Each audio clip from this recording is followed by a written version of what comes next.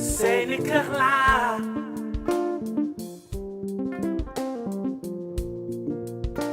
mën na déglooti suñu kër FM seeni kër laa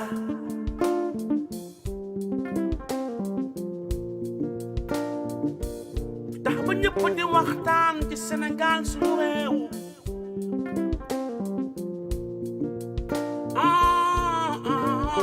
lu jëmale suñu réew kanam loolu mooy lu wóor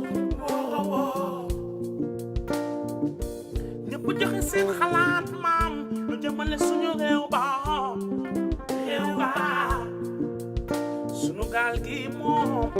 du mës a suux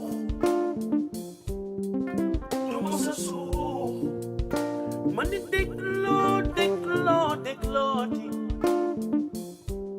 suñu kër FM seeni kër laa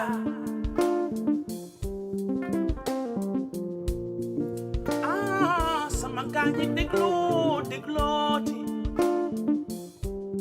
suñu kër FM suñu rajo laa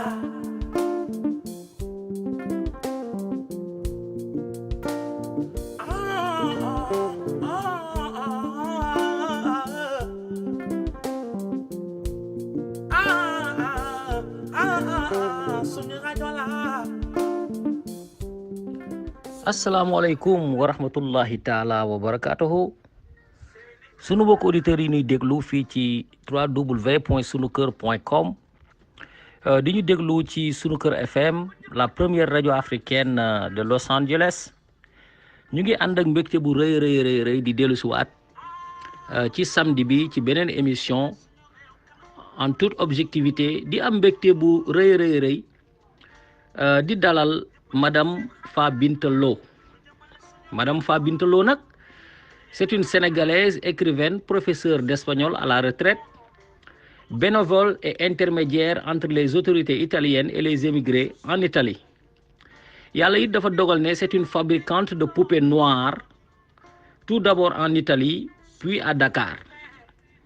Madame Fa Binta Lo nag ñu xamee ko comme une active militante quant à la conscientisation des Sénégalais par rapport à la richesse de notre culture. La culture sénégalaise, la culture africaine, bien sûr. Ci émission bi nag nous allons passer quelques moments agréables avec Madame Fa Binta Lo.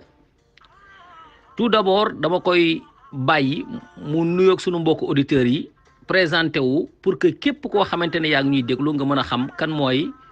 Madame Fa Binta Lo. Fa Binta Lo asalaamualeykum kan mooy Fa Binta Lo. waaleykum asalaam wa rahmatullahi taala wa barakaatu. Madame Fa Binta Lo comme ni nga ko waxee woon ci njëlbeen bi rek benn professeur d'espagnol la bu nekk ci retraite liggéey ay quelques années Italie comme médiatrice linguistique et culturelle ba ma fa nekkee nag xam nga Italie ñoom reconnaître ñu sunuy diplôme liggéey bi ma fa jot a def mooy médiation maanaam dama nekkoon ci diggante immigré yi ak administration italienne liggéey naa nag ci communes yi ak assistante sociale yi liggéey naa ci prison Milan bu jigéen ñi liggéey naa fa ak jigéen ñi liggéey naa aussi ci école yi parce que comme jàngalekat la c'est normal que may dem ci école yi nag su ma fa daan liggéey dama daan dem parce que benn xale par exemple mi ngi ci classe bi te mi ngi jógee Sénégal wala Afrique fi nga xam ne rek dañ ciy làkk français ñoom ñu bëgg a xam culture élève bi su ko defee man damay ñëw su dee sénégalais ma wax ci Sénégal li ma xam ci Sénégal li nga xam ne war na leen mën a intéressé après yenn saa itam ma léebal leen mu neex leen trop parce que xale italien dañoo bëgg léebu Afrique wala yenn saa yi ma wax ci culture dëkk bi bari na daal thème yoo xam ne dama ko daan aborder su fekkonte ne dem naa ci école yi di fa liggéey daawoon naa liggéey daal fu nekk liggéey naa tam ci police su Brescia fi ñuy wooyee ba léegi sax questura di Brescia mu nekk foo xam ne immigré yi foofu la ñuy dem di renouveler seeni document problème yu bari aussi foofu lañ koy régler donc man dama fa nekkoon en tant que bénévole parce que dama gis ne immigré yi pour ñu am rendez-vous rek da leen daan jafe lool man nag ma nekkoon ci bureau boo xam ne maa daan jël rendez-vous yi ki nga xam ne moom dafa war a ñëw renouveler ci ay këyitam su ootee ñu làkk sunu làkk bi nga xam ne moom la dégg du sax olof kese parce que français yi ñi dégg français yenn saay sax di nga tase ku dégg bambara parce que man dama dégg bambara ndax sama papa ak sama yaay dañu immigré woon aussi Mali ba foofa laa juddoo après ñu dem continuer nekk Burkina Faso Burkina laa màggee jàng ba 6e parce que foofu laa amee entrée en 6e ak certificat def 1 an au collège bi ñu daan tuddee Sainte Thérèse de Banfora après nag bi ma defee foofu benn at ci 6e la ma sama yaay indi Sénégal ma nekkoon Kaolack sama kër nijaay Ablaye Thiam di jàng foofu laa amee BFM ba dem école normale de jeunes filles de Thiès continuer samay njàng et cetera dama doon ubbi parenthèse rek pour expliquer tuuti ci sama jaar-jaar pour wane li tax ma dégg bambara parce que Mali ak Burkina dama leen a def loolu moo tax donc su ma nekkoon au téléphone yenn saa yi nga jot koo xam ne dégg na olof am koo xam ne dégg na français am koo xam ne nag dégg na bambara su ko defee nag làkk yooyu yëpp man damay wax ak ñoom jëlal leen rendez-vous su jour ba jotee ñu ñëw jël si wala ñu déposer seeni document. waaw macha allah soxna si nga yore benn parcours bu riche. Donc tey sunu waxtaan wi dina am solo ndax on va parler un peu de l'éducation on va parler de la culture sénégalaise bi nga xamante ne da nga koy véhiculer à travers les histoires yooyu nga xamee ne histoire yi nga xam ne moom ngay raconter les enfants italiens dans les écoles italiennes dinañ wax aussi ci mbirum émigration mais aussi dinañu wax ci mbirum poupée noire yi nga xamante ne moom ngay def dinañ ñëw ci li nga xamante ne moom moo tax nga koy def dinañ ñëw aussi ci problème boo xamante ne aussi c'est un problème récurrent muy mbirum émigration jaar ci géej yooyu yëpp ak conséquences yi nga xamante ne yëpp moom la indi yooyu yëpp dinañ ci ñëw waxtaan li nga xamante ne moom laay tàmbalee laaj la ko ci sunu ñaareelu question bi soxna Fa Binta Lo di rappeler sunu mbokku auditeurs yi que ni tey moom mooy sunu invité ci seen émission en toute objectivité ñu war a waxtaanee lépp li nga xamante ne souligné naa ko lan mooy sa expérience soxna si par rapport ak émigré yi nga xamante ne xeetu émigré yi nga xamante ne moom nga daje ak ñoom Italie li ma bëgg a wax mooy émigration bu njëkk ba ci sunu jamonoy baay yi dafa doonoon loo xam ne dañu koy préparer nit buy émigré ci réew day fekk mu dégg làkk ba dégg culture ba xam ko doog a mën a dem ci dëkk boobu ne daf fay émigré waaye li nga xamante ne moom la ñu am tendance di ko gis muy am ci jamono ji moo di nit ñi dañuy jékki-jékki rek par opportunité la ñuy demee ci dëkk saa ñu am xam culture bi saa ñu xam làkk bi ban expérience nga nu ci mën a expliquer mooy maanaam sa premier contact ak ces émigrants là yooyu nga xamante ne dégguñu làkk bi xamuñu la culture italienne mais aussi Italie doon seen destin wala seen destinée. waaw sëñ Jawar immigration bi nekk na lu xaw a jafe parce que liggéey naa ci comme ni ma ko waxoon ci njalbeen gi rek daanaka ay immigré rek laa doon liggéeyal waaw problème bi nga xam ne moom la ñuy jànkonteel effectivement mooy problème mu làkk bi xam nga soo ñëwee ci dëkk te xamoo làkk bi day xaw a metti tuuti dina am ñu fa yàgg lool sax mais xam nga su fekkente ne tam xëy na jàngoo yu bëri ci làkk bi dina la xaw a jafe donc ci loolu moo doon tax ñun ñuy intervenir souvent ak immigré yi njàng mi daal voilà moo doon problème bi gën a mag te ñoom sax ndeysaan italiens yi quand même dañ daan def ay cours d'alphabétisation pour immigré yi nga xam ne xëy na jànguñu école Sénégal suñu ñëwee war a mën a jàng tuuti italien mais xam nga njàng mi base bi dafa am importance su fekkente ne amuloo benn base Sénégal nga ñëw ci dëkk boo xam ne xëy na làkk bi dafa xaw a dafa uute sax bu baax ak li nga daan dégg sa réew muy français bi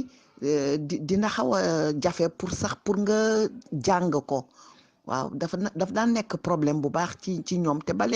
léegi sax day nekk problème pour ñoom ñu jàng daal mais quand même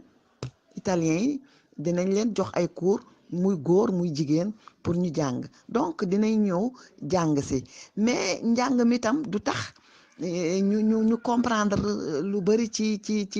mots yi ñuy faral di utiliser ak yooyu donc dina nekk difficulté aussi yenn saa yi pour liggéey xam nga su fekkente ne da ngaa bëgg a liggéey te làkk bi maîtriser woo ko des fois dina xaw a metti mais quand même sénégalais yi macha allah ay jàmbaar lañu waaw vraiment intelligence moom am nañu ko ba nga xam ne même su fekkente ne comprendre ñu trop làkk bi ñoom liñ ci jot a xam dina leen dimbale ba nga xam ne suñ nekkee ci usines yi tam dinañu liggéey parce que liggéey bi doole la laaj te macha allah sénégalais yi am nañu jom parce que soo xasee ba jógee sa réew rek xam nga li lay xaar feneen bitim réew li lay xaar sam réew war nga liggéey jàppale sa njaboot et cetera donc loolu yépp ñoom dañ koy def tam ci seen bopp suñu demee dañuy liggéey duñu am problème foofu daal tellement ci làkk bi dinañu liggéey seen liggéey vraiment suñ ko xasee ba nànd rek jeex na amatuñu benn problème parce que liggéey bi xel la laaj ak doole macha allah te loolu wax dëgg yàlla ñoom dañ ko ciy def ba mu jeex tàkk donc dina jafe tuuti xëy na au tout début mais après suñ ci xasee ba dem rek ñoom dootuñu amati vraiment benn problème ci maanaam liggéey bi ak yooyu yenn saay nag école yi dina am problème parce que ñoom enseignantes yi souvent dañ ma doon wax ne ma del wax parents yi ñuy làkk olof seen doom yi su dee italien bi ñun ñoo leen koy jàngal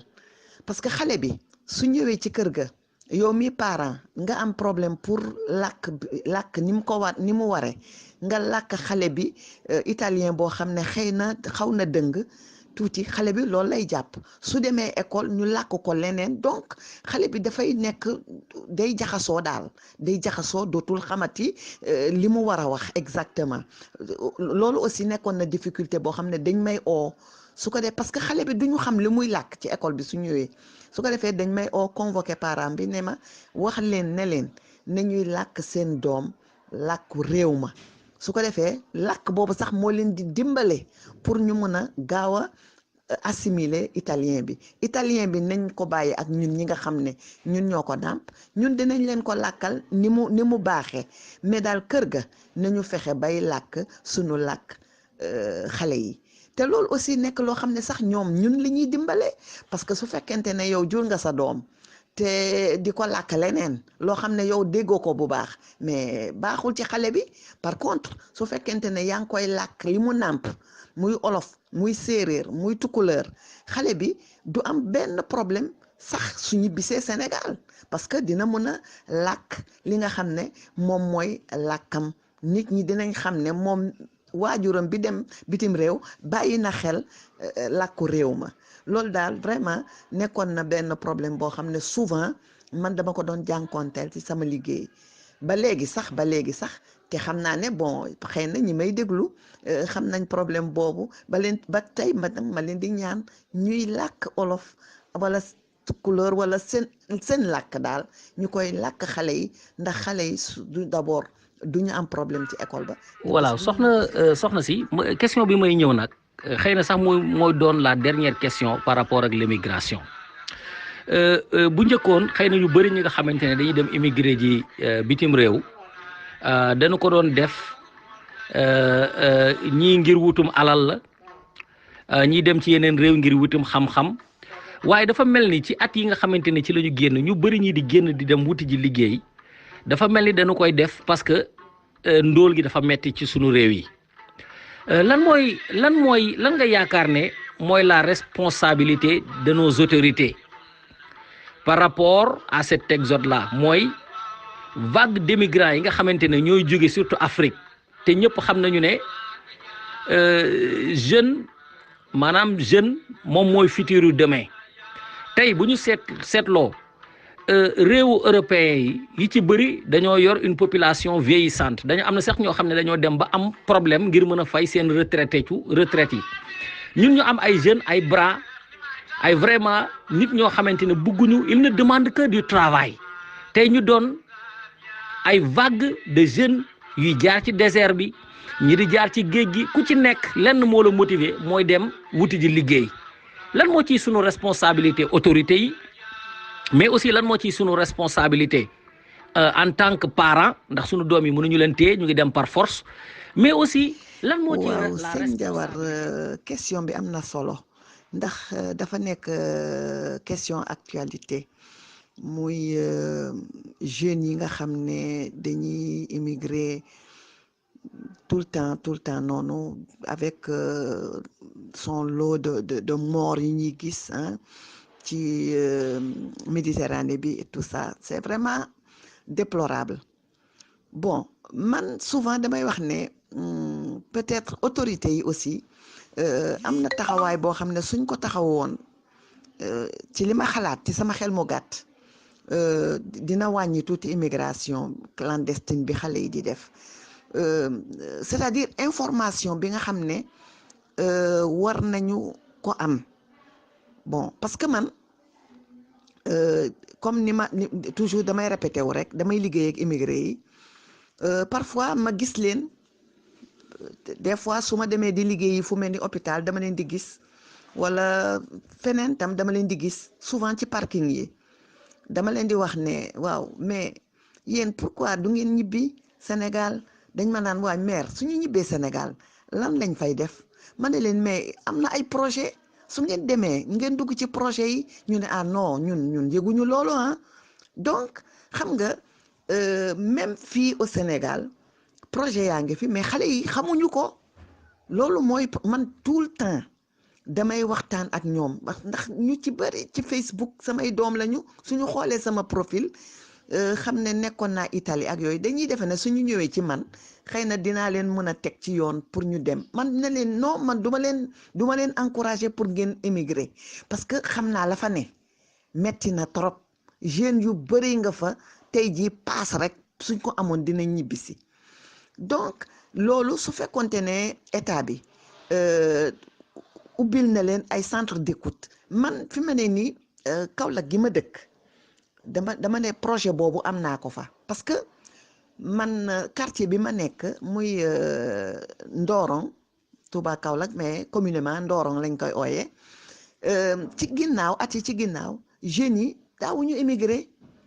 daawoon nañ dem peut-être ay Côte d'Ivoire Mali yooyu mais di jël ay gaal di dem man maa ngi koy phénomène boobu maa ngi koy soog a seetlu ci at yi mujj yi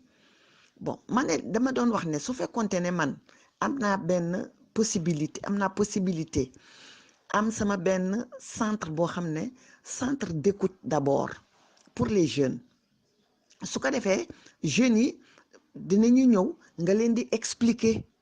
man mi nga xam ne yàgg naa fa coono ya fa nekk ci xale yu góor yi ma leen di expliquer loolu ba pare jeunes yi aussi ñu organiser waat leen bon par exemple les cordonniers ndax ñoom jeunes yi may xam yu ci bëri dañuy yëngatu ci loolu bon cordonniers yi suñu defaree seeni dàll ñoom dinañ am problème mu écouler seeni produits mais su état bi ñëwoon tey jii jàppale leen wutal leen ay débouché suñu defaree jàngal leen aussi defal leen formation tam parce que am solo la ndax produit bi su fekkente ne amul benn finition tam maanaam bitim réew duñ ko mën a jënd donc ñu former leen ci seen métiers yi différents métiers yi après ñu jàppale leen aussi ñu écouler seeni produits man je pense que loolu su fekkonte ne ñi nga koy def yaakaar naa ne ci sama xel mu gàtt laay waxee nag dina wàññi tuuti dem bi xale yi loolu daal bokk na ci li leen di gën a pousser koo wax mu ne la ah man daal damay dem dama bëgg a tekki dama bëgg a jàppale samay waajur même dañuy fàtte le plus souvent que nit ñu bëree ngi fi wax dëgg yàlla ci réew mi te musuñu génn réew mi te macha allah ñi ngi tekki donc responsabilité gouvernement bi man foofu laa ko situé parents yi aussi seen responsabilité ngi ci parce que soo gisee sa voisin wala sa voisine doom ji dem ñëw indi alal da ngay daal di commencer di wax sa doom naan ko walla yaa ngi nii ah da nga ñàkk jom ah sa nawle baa ngi nii dem na am na nangam te aussi parents yi lu ci bëri du ñu xam xale yi lan lañ fa nekkee am na ñoo xam ne macha allah ñi ngi liggéey jubal mais yenn saa itam dina am ñoo xam ne xëy na dinañ xaw a xam nga dina am ay dérive ak yooyu te parents yi des fii duñu ko xam donc bul pousse sa doom ne ko demal jéemal seet fii yow mii di parent naka ngay jàppale sa doom mu dem ci projet yi am état bi peut-être gën a yokk information bi xale yi xam ne réew mi am na ay projet yoo xam ne ku ci nekk soo demee mun nañ la defal projet te aussi ñu yombalal leen ko parce que projet yi am na vraiment am na bon pour immigré yi mais des fois dañ lay wax demal nga defar lu sa projet nga defar ñëw ñu ne la voilà jaarul yoon ñu delloo la wala ñu ne la voilà mënuñ la financer yooyu nag suñu ko bàyyee xel di xam ne bon projet yi nañ ko yombalal ñi ko bëgg a liggéey ñu accompagner leen aussi parce que tam nit ki doo ko oo mu ñëw rek nga jox ko xaalis mu dem du noonu da nga koy accompagner man de tout temps loolu laay wax même projet yi pour jigéen ñi nañ leen accompagner su ko defee dinañ ci mën a am njëriñ mais su fekkente ne da nga ko jox xaalis bi rek ne ko demal mais su xamul li muy liggéey tam du am benn njëriñ voilà man daal foofu moom loolu laa amoon ci ma ci xalaat ci affaire immigration yi état bi na gën a taxaw vraiment xale yu góor yi ñu ngi fii ci bopp koñ yi liggéeyuñu defuñu dara et puis même sax man souvent dama koy faral di wax parce que sama expérience tam laay waxee des fois xale yu góor yi ñu ngi ci koñ yi retraité yaa ngi fi ku mel ni man retraité la bon defuma médecine mais am na ñoo xam ne ay médecin lañu waaw ñooñu noonu ñu nar a bàyyi ñuy toog peut-être yore seen kurus di wërd wala di nekk grand place yi mais am na ci ay expert am na ci ay médecin am na ci profession yëpp am na ci man surtout côté médecine bi laay waxee Sénégal dafa bëri feebar su fekkonte ne ñooñu nga xam ne dañoo retraité jël nañ leen jël jeunes yi nga xam ne amuñu liggéey ñu woo leen ñu defal leen benn formation bu rapide par exemple AVC dafa bëri bon nit ki da ngay nekk ci kër jékki-jékki daanu lu nit ñi def yuuxu au lieu que ñu xalaat sauver nit ki ñoom ñi ngi yuuxu rek pendant ce temps mais nit kaa ngi perdre te nee nañu minutes yi dañu précieuse ba nga xam ne nit ki su defee AVC gaawantul nga yóbbu ko hôpital mais su fekkoonte ne par exemple jeunes yooyu am nañu tuuti formation boo xam ne médecins yi nga xam ne retraité nañu peut-être liggéeyatuñu wala même infirmiers yi nga xam ne am nañu expérience jël nañ leen former leen bàyyi leen ci kër yi problème yu mel noonu su amee jeunes yi dinañ mën a def les premiers secours avant ñu yóbbu leen hôpital. Donc loolu aussi lu am solo la loo xam ne peut-être autorités yi war nañ ci mën a bàyyi xel du bon projet yi c'est bien très bien mais aussi nañ jéem a seet xale yi nga xam ne ñi ngi ci quartier yi ñu def loo leen ay formation yu ndaw yooyu comme Croix-Rouge aussi ni mu koy defee mais nañ ko yaatal koñ yépp xale yaa ngi fi xale yu góor yaa ngi fi kër gu ne nañ fa jël benn xale bu góor ñu yóbbu ko defal ko ay formation rapide yooyu nga xam ne nit ki su amee yenn malaise yi ci kër ñoom dinañ ko mën a jël en charge. soxna si loolu ngay wax noonu mooy formation bi nga xamante ne ci expérience su nit ki lañu koy jëlee mooy maanaam bu dee médecin yi nekk à la retraite mën nañu booloo ak infirmier yi ku ci nekk am loo xamante ne moom ngay liggéeyal ci sa réew pour mën a dimbali population bi mais expérience émigré bi dafa am lu ëpp ci émigré yi dafa mel ni seen expérience bi nga xamante ne am nañu ko bitim réew moo xam France la moo xam Italie la moo xam Norvège la moo xam Finlande la moo xam Allemagne la moo xam fu mu mën a doon daal dañu am benn expérience boo xamante ne dafa mel ni non seulement sunu population yi soxlawu ko mais dafa mel ni aussi nguur gi soxlawu ko mooy maanaam daal li ma jublu ci soxlawu ko mooy duñu ko exploiter et frustration boobu dafa am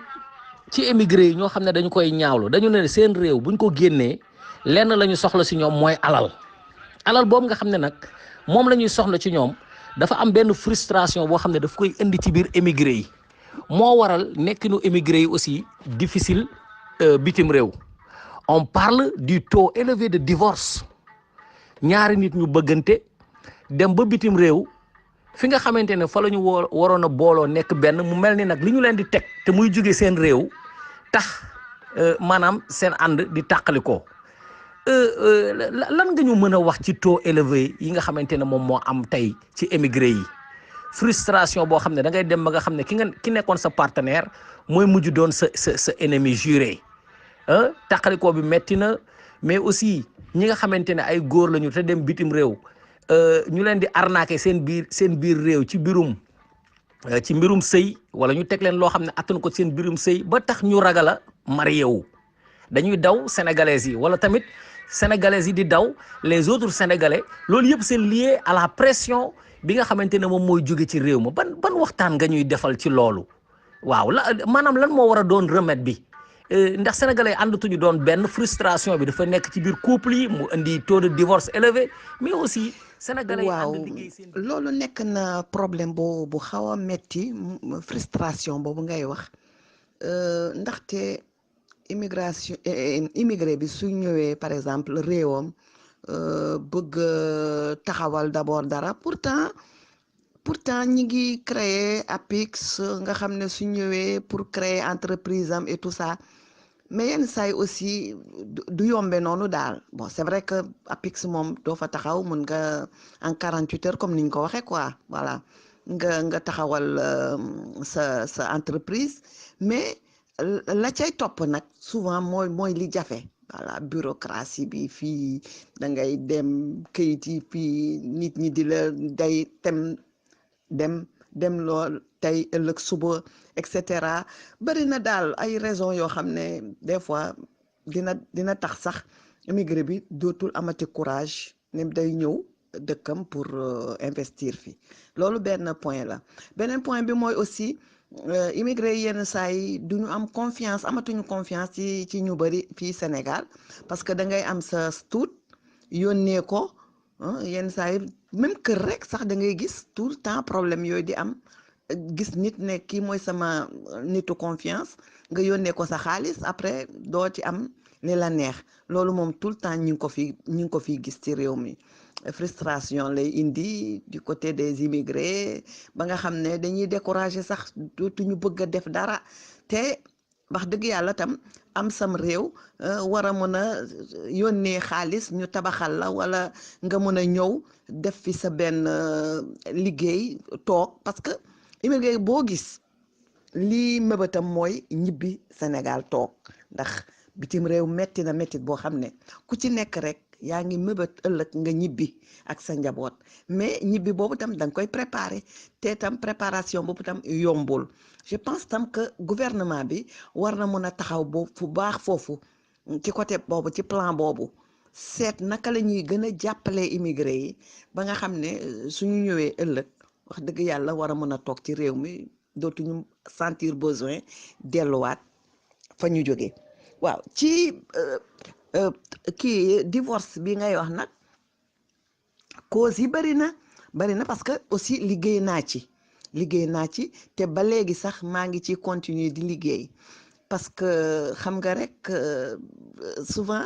livre bi ma bind ma anticiper tuuti rek dama ci wax ne présence su mag ñi dafa baax ci couple bon parce que fee doo gis yaay doo gis papa doo gis kenn yéen ñaar kese ak seeni doom ngeen nekk ci kër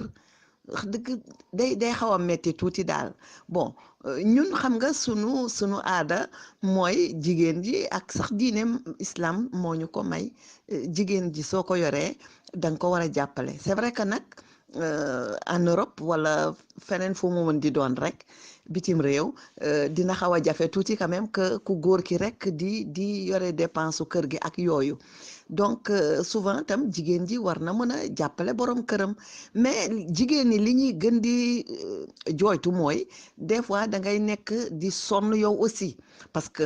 soo xëyee en tant que jigéen sa jëkkër su demee da ngay dem liggéeyi soo demee liggéeyi soo wàccee war nga ñëw gérer xale yi gérer kër gi togg nangam lu nekk nga def ko te aussi da ngay participer ci charge yi voilà li problème bi mooy lu ci bëri nag da ngay gis koo xam ne da ngay jàppale sa jëkkër xëy rek mu ne takk na jabar xam nga loolu nag day metti ci ku jigéen ki su ko defee nag ku góor ki su takkee nag bon lu ci bëri xaalis bi jabar jaa ngi participer mais day jël encore di yónnee kee nga xam ne dëgg la soxna la dañ ko war a jàppale mais xam nga souvent du ñëpp ñoo mën a supporter lu mel noonu bon ñàkk waxtaan ci couple yi la parce que communication amul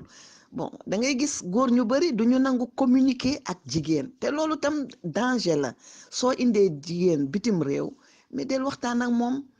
ak lu mu metti rek man je pense que war nga mën a toog wax ak sa jabar wax ko surtout dëgg gi daal voilà mais da ngay gis ñoo xam ne dañ lay nëbbatu seen téléphone suñuy téléphoné sax dañuy daw dugg ci douche bi wala xam nga yooyu yëpp day indi aussi ay frustration yoo xam ne nu muy mujjee divorce bon su divorce amee voilà da ngay gis parents yi des fii peut-être duñu xam nu mu demee souvent dañuy jàpp ku jigéen ki blâmer ko nangam mais aussi su fekkonte ne dinañu xam nit ñi li ñuy dundee foofu surtout jigéen ñi xëy na daal yu bëri dinañ leen mën a comprendre daal c'est dommage nag que wax dëgg nga takk jigéen yóbbu ko ba foofu ngeen di mujj ci noonu c'est dommage mais nag bon loolu yëpp tam ñàkk waxtaan la rek couple yi dañu war di waxtaan communication lu am solo la sooy waxtaan nag sa soxna mën na la comprendre mais su fekkente ne aussi doo ko wax di nëbbatu ak yooyu lu muy indi clash yoo xam ne vraiment du loo xam ne ñi ngi koy ñaan yàlla daal mais bon aussi su amee itam ñu xam ne rek moom la yàlla dogal et puis voilà nit ñi accepté soxna si dama benn question bi aussi moom moo lié avec la polygamie des émigrés est-ce que maanaam développement bi nga mujjee def mooy maanaam fi nga daanelee ñaari sénégalais yu dem di dëkk bitim réew ku jigéen ki di participer ku góor ki xëy na ci condition de vie nouvelle yi ñuy vivre tax na du mën a maanaam moom kese mu yore famille bi loolu est-ce que c'est pour ainsi dire que ni maanaam émigré bi warul doon polygame maanaam warul yore ñaari jabar ndax ak loo mënti waxtaan ak sa jabar boo doonee émigré sa jabar di participer ci kër gi ngay participer ci kër gi gisuma benn condition boo xamante ne di nga xëy suba takk beneen jabar Sénégal sa jabar nangu ko est-ce que l'émigré est condamné à être monogame? Loolu de wax dëgg yàlla moo doon idéal bi bon parce que tam su fekkente ne yéen ñaara ngi foofu xam ngeen coono bi ngeen di jànkoonteel war ngeen xalaat seen ëllëg Sénégal maanaam fexe ba épargner loo xam ne su ngeen ko indee di ngeen mën a suturlu ak seen njaboot mais nag soo ci bëggee boole nag ne da ngay takk jabar man de je peux pas dire mënuma wax ne immigré bi il est condamné à être monogame loolu moom mënuma ko wax mais damay def constat rek boo xam ne peut-être ñu bari dañ ma ko nangul aussi que muy su fekkente ne vraiment bëgg nga ëllëg nga ñibbisi toog yaag sa njaboot ngeen am une vie quand même décente ci sama xalaat bu gàtt yaakaar naa ne day pour nga am beneen soxna dina xaw a nekk un frein à ce projet bi nga xam ne moom nga war a am ëllëg soo ñibbisee sa réew neew ma nag nit ki bu mu takk mais dina metti lool sax que nga nekk foofu ak problème yi fa bëri yépp nga ne nag da nga ci boole wut soxna fii parce que lu ci bëri nag soxna bi nekk fii moom mooy lésé bon peut-être financièrement moom du yëg lu bëri daal mais aussi dina soxla di gis jëkkëram te loolu aussi dëgg-dëgg tam dina xaw a metti ndax da ngay gis ay ñoo xam ne di nga takk jabar des années xam nga ñu ngi koy déglu ci émission rajo yi di am des années man bi ma mujjee déglu xale bi ki mu am ak soxnaam am na 18 ans mu bañ a ñëw te foofa takk na fa soxna bàyyi fi soxna si fii soxna si demande divorce ba sonn il a fallu que mu dem ci rajo wax waa ji soog ko may baat xam nga loolu aussi wax dëgg yàlla soo naree dem ba di egg ci stade boobu ba nga yem ci sa benn jabar nga fexe ba jabar ji nga bàyyi Sénégal nga indi ko mu nekk ak yow mais indi yóbbu woo ko dem takk fee te doo ñëw xam nga loolu aussi dëgg-dëgg dafa metti donc finalement dafa mel ni yow monogamie ngay vivre foofu dafa mel ni monogamie nga yow góor gi ci boppam mel na ni loolu nga choisir monogamie parce que su fekkente ne yaa ngi bàyyi fi soxna bon li war ci moom lu ci bëri doo ko def nekk foofu soo fa amul soxna soo fa yóbbuwul soxna nga takk fa dina xaw a metti tuuti daal bon man day vraiment bon su ma sañoon ku ci yóbbu sa soxna ba nga yem ci sa soxna ngeen liggéey góorgóorlu su ëllëgee ngeen am loo xam ne di ngeen ci mën a suturlu waaye nag su fekkente ne dem nañ itam ba mënul nekk parce que bëgg nga soxna fii Sénégal del diisoog sa jabar rek waaw parce que jigéen moom compliqué wul soo ko expliqué kon indirectement suñu mbokku auditeurs yi xam naa soxna Fa Binte da koy bañ a wax directement mais quand même vu conditions yi nga xamante ne moom la jëkkër ak jabar di vivre ca bitim réew maanaam kër gi yéen a koy bokk dépense bi yéen a koy bokk oto yi yéen a koy bokk gisuma fenn foo xamante ne jigéen dina nangu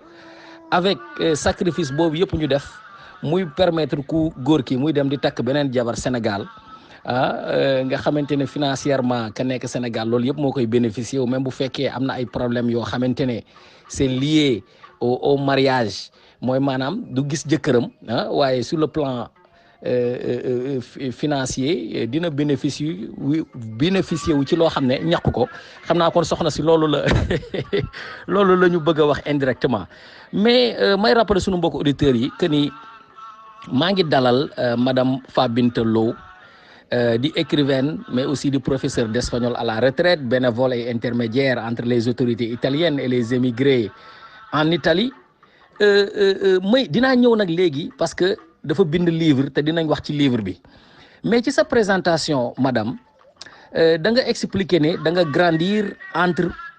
différents pays africains te yàlla def na aussi xëy na visiter nga dëkk yu bëri ay peuple dëkku Afrique mais aussi ay dëkk bitim réew est-ce que mën nga ñu citer dëkk yi nga xamante ne moom nga visiter mais aussi est-ce que maanaam visite boobu nga xam ne def nga ko ci ces pays là surtout les pays occidentaux est-ce que maanaam dimbali na la ci nga conscientiser leen maanaam ci condition de l'homme noir en Afrique. waaw Njawar loolu nekk na tam question bu am solo ndaxte bon dëkk yu bari c'est vrai def naa ko mais fi ma gën a yàgg mooy Italie man ci sama bopp laa wax bi ma demee foofu dama amaat beneen gis-gis ci sama réew beneen gis-gis laa am parce que yow soo jógee ci sam réew yow ambassadeur nga da nga yóbbaale sa culture voilà man li ma gën a frappé li ma gën a choqué mooy des fois nga gis say compatriotes yoo xam ne suñu émigré rek daanaka dañuy xaw a fàtt seen cosaanu réew te loolu nekk na loo xam ne man daal xawma daal naka la tudd loolu wax dëgg yàlla dem ci beneen réew rek mel ni koo xam ne da nga fàtte sam réew te man contraire bi la man dama dem ci beneen réew am beneen gis-gis boo xam ne wute na xëy na bi nga xam ne moom laa doon dunde fii ma am ko bitim réew maanaam dama gën a fonk sama cosaanum réew ba loolu nag moo ma poussé nga may ma anticiper ma bind sama livre bi mais daf ci am ay passage yoo xam ne su ma ko daan expliquer mais tubaab yi dañuy jaaxle dañ naan mais lii macha allah dafa rafet ñun sunu culture dafa bëri loo xam ne tubaab yi dañu ciy naw donc yaakaar naa ne culture bi su fekkente ne ñu ngi koy yore suñuy jóge fii mu nekk sunu viatique mu xam ne moom la ñuy yóbbaale nga xam ne duñu musa bàyyi loolu toujours ñi ngi yore sunu culture en tête xam ne sunu réew nii la ñuy doxalee je pense que des fois tubaab bi sax dalay fekk si ma jox la benn exemple bi may bind sama livre bi en italien laa ko bind bon xale bu jigéen bi nga xam ne nag moo ma doon corriger italien bi daf ci gis passage boo xam ne bootaay mu intéressé ko lool nag bi mu yàlla defee ndeysaanam mu am jëkkër ba am doom li mu njëkk a def dafa dem wuti benn morceau bu gudd mu ne ma gis nga lii mooy sama mbootu ma ne ko waa noo koy defaree mais daal bi ma ko wonee dama waaru du nekkul comme ñun mbootu bi ñu am mbootu classique bi nga xam ne moom la ñu am mais moom fexe na ba daal morceau bu gudd boobu day jël doom ji boot ko ci ginnaaw la koy boote de ab tubaab laa la wax ci ginnaaw la koy boote fexe ba lëmës ko ba mu dëgër parce que mu ne ma dama liir nga ne ma xale bi warul daanu ma ne ko effectivement donc da ngay seet loolu tubaab bi dem ñun ba ñuy tricher nga xam ne kon ñun suñu culture bi nekk na lu baax mais su fekkente ne yow loolu lu baax loolu da nga ko am ne ko fa ñukk dem di jël ñoom seen bos day xaw a gauche ma amaat beneen exemple ma mos a ànd ak sama rakk bu jigéen maa ngi koy nuyu au passage mi ngi tudd Yacine Lo bi ñu àndee ci benn dëkk ñu gis ay tubaab ñu gis ñu sol suñu yére olof après ñu ne ñoom daal nit ñi suñu yére yi ni mu rafete mais pourquoi suñu compatriotes yëpp duñu soloo ni ñun ñu ne parce que ñoom des fois ñu gis ay xale jigéen di solu comme ay tubaab nee nañ daal loolu noonu gis nañ ne rafetul ñun suñu yére olof yi ñuy sol vraiment dafa rafet nga xam ne kon wax dëgg yàlla am nañu lu baax yoo xam ne man su ma sañoon sunu yu baax yi ñu am duñu ko mus a fàtte dañu koy fësal ndax tubaab bi su ko gisee wala américain bi comme mën di doon rek dinañu naw ba dina ko jaral mu jóge foofu ci réewam ñëw fii parce que gis na loo xam ne rafet na te su sañoon dina ko gën a ndeysaan loolu yëpp mooy ñun ñi nga xamante ne aussi ñoo nekk fii bitim réew dañ koy vivre saa yu ñu solee suñu yëre olof yi tubaab yi dañ koy rafetlu mooy maanaam dañuy bëgg a gis ce qui est beau chez nous ñu leen koy indil ci seen biir dëkk bi dafay wane aussi li nga xamante ne maanaam dafay éliminer li nga xam ne mooy le problème identitaire waaw dafay wane ne nit ñi maanaam réew bi ñuy dëkk melting pot la ay culture yu bokkul te booloo jaxasoo nekk benn ñu war koo consommer mais soxna si ci mbirum Afrique question bi nii dafa jëm ci mbirum Afrique yow mi nga xamante ne maanaam wax nga ko sànq ne ci beaucoup de pays africains lu mel ni Burkina Faso nga jàngee fa wala visiter aussi d'autres pays africains ndax yaakaar nga ni maanaam cette union africaine bi nga xamante ne c'est chanté par beaucoup de leaders ñu mel ni ñoom Kwame Nkrumah ñoom Patrice Lumumba ak sunu président yi nga xamante ne tey fu mu toll nii ñu ngi ci liggéey ñu dem ba organiser benn organisation boo xamante ne Union africaine lañ ko tuddee est-ce que yaakaar nga ni réellement maanaam cette union africaine là tant chantée par beaucoup de leaders est-ce que c'est réellement possible sur le terrain vu expérience bi nga xamante ne am nga ko ci dëkk yooyu ñëpp nga xam ne c'est des pays africains nga vivre ko naka la ñuy welcomer sunu beneen mbokk boo xamante ne maanaam du c'est un africain comme ñoom dëkk beneen dëkk est-ce que réellement sur le terrain c'est possible mais aussi est-ce que réellement sur le plan politique avec le problème de la démocratie nga xamante ne dëkk yu bëri maanaam duñu ay pays démocratique vraiment ay dictature yu ñu laqatu la ndax ay président ñoo fa nekk depuis plus d'une vingtaine d'années am ñoo xamante ne yoon yi ñu tegu du yoonu démocratie est-ce que waaw réellement sur le plan politique loolu question bu xaw a difficile la pour ma tontu ci mais dinaa jéem rek tuuti ndaxte Union africaine bi xam naa ne bon ñi ngi ci wax ñi ngi ci def ay jéego mais problème bi souvent mooy li nga wax rek problème mu dictature bi ak yooyu xam nga sax CEDEAO mi ngi fi bon CEDEAO regroupé na pays yu bëri mais defe naa ne su fekkonte ne CEDEAO xëy na mi ngi gën a góorgóorlu barrière yu bëri dina mën a daanu peut-être dinañ dem ba nga xam ne xëy na intégration bi dina nekk une réalité bon ci CEDEAO bi surtout man dama def benn constat xam nga dañu wax ne fi mu ne nii ci pays yëpp yi nga xam ne ñoom ñoo bokk CEDEAO barrière douanière yëpp dañ ko abolir amatul ay frais de douane ak yu mel noonu aux frontières bon man loolu aussi bëggoon naa peut-être ñoom ñu gën koo leeral ci bopp nit ñi parce que man phénomène boobu dama ko dund xam nga damay jóge fii yenn saa yi di dem Mali ak yu mel noonu mais soo duggee ci territoire malien à partir du territoire sénégalais soo duggee territoire malien rek commencé nañ la di la laaj ay xaalis yoo xam ne duñ ko teg fenn nag voilà da ngay ñëw ñu ne la tu donnes 1000 francs man j'ai eu quand même la malchance benn bés ne leen man 1000 francs bi pour lan la jox leen ma reçu ñu ne ma nag tey nga dee lu tax nga laaj reçu mais façon coono bu nekk dinañ la ko teg ba ngay egg à destination xam nga yooyu déjà su fekkente ne ñoom ñi ngi wax ne barrière douanière amatul mais nañu fexe ba mu nekk une réalité dina faciliter lu bari parce que dem bi ak dikk bi su yombee rek man je pense bien que peut-être intégration bi ñuy wax dina gën a nekk une réalité bon mu des peut-être sur le plan politique loolu moom comme man daanaka duma politique xaw ma ci politique dara xëy na bon ñi nga xam ne sunu chef d'État yi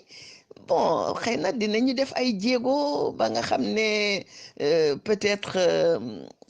pays africains yi surtout Afrique de l'Ouest dinañu mën a booloo mu nekk benn waaye nag dina jafe trop parce que xam nga africain ci boppam nguur la bëgg donc nga bëgg ne benn dañoo bëgg a def communauté africaine politiquement parlant voilà kenn ku nekk di ngay xalaat ne xëy na di nga perdre sa yenn privilège yi ak yooyu dina xaw a jafe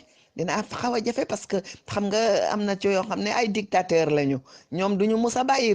seen réew nga ñëw nag ne léegi nag dañu bëgg a def benn pays benn état africain avec un président nangam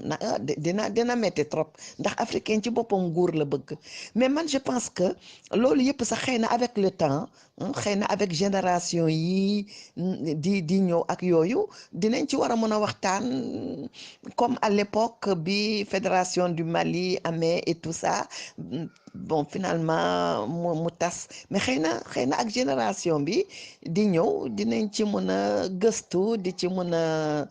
waxtaan ba mu nekk réalité peut-être mun na nekk mais pour le moment moom defe naa ne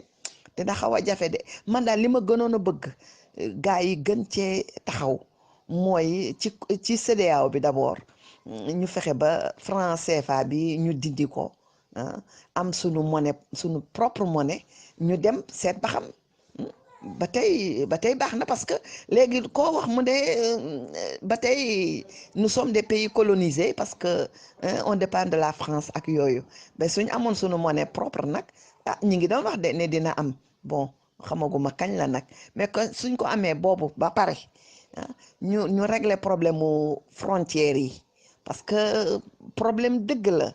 casse-tête la sa ngay jënd sa marchandise war koo yóbbu feneen ñu taxawal la ne la da ngay fay ay taxes yoo xam ne man xaw ma fu ñu ci bëri seen duñ ko dugal ci keesu état bi seen poche yi lañ koy def te xam nga loolu aussi wax dëgg yàlla war nañ cee taxaw bu baax a baax a baax comme ni nga ko waxee leer na doo yëngatu ci mbirum politique mais quand même dama bëgg a dugg ci deuxième partie bi laaj la benn question boo xamante ne ñu bëri ci jamono ji ñu toll nii loolu la ñu la ràññee muy da ngay confectionner ay poupées noires doo yëngatu ci wàllu politique waaye loolu am na message politique boo xamante ne xëy na làqu na ci biir su ma nee message politique nag c'est pas un message politique en tant que tel ci biirum réew mais sur le plan international du ñàkk mu am message boo xamante ne ëmb na ko soxna si confectionnement de poupées noires yi nga xamante ne moom ngay defar est-ce que maanaam cette confection est vectrice de la culture sénégalaise wala de la culture africaine je dirais et pourquoi nga choisir maanaam di defar ay poupées ñu nekk des poupées noires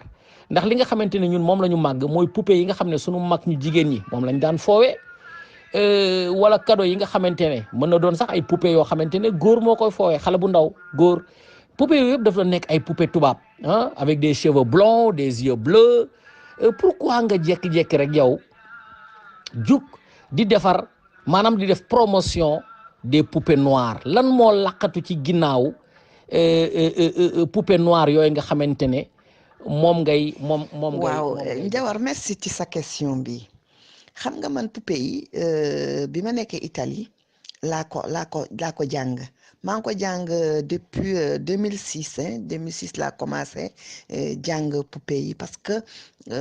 dama am sama benn collaboratrice boo xam ne daf doon wax enseignante la à l'université benn jour mu ne ma mais yow est-ce que mën nga defar ay poupées noires musuma defar nag poupée noire mais maa ngi àndoon ak sama rakk bi ma doon wax sànq Yacine Lo mu ne ma waay neel mën nga ma ne ko bon attends ma gaare sama oto après dinaa la tontu léegi nag ma taxaw ma ne ko waaw mën naa de sama rakk bi ne ma noonu la luñ la wax rek nga ne munoo non àdduna du doxe noonu ma ne waaw mais su ma waxee mën naa te munuma nag mu ne ma nga jàngi ko mais elle m'a tellement rendu service après ma commencé di jàng ba affaire yi vraiment ma commencé di ko mën bon bi ma ko defee aussi ma gis ne ñoom ñii di tubaab dañoo intéressé wu ci poupée yi ba nga xam ne vraiment man engouement bi ñu am ci affaire yi daf ma jaaxal sax après ma ne mais lii il faut que ma liggéey ci parce que ñoom xoolal di ñuy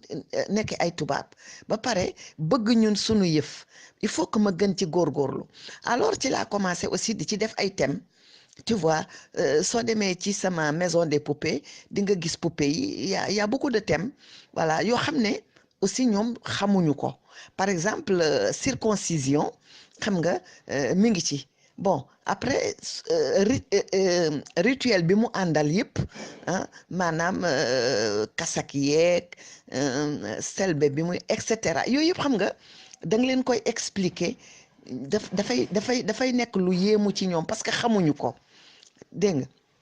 nga su ma ci jógee ma ñëwaat ci mbootaay boobu ma doon wax xam nga dama leen di expliquer ndax ñun sunu dëkk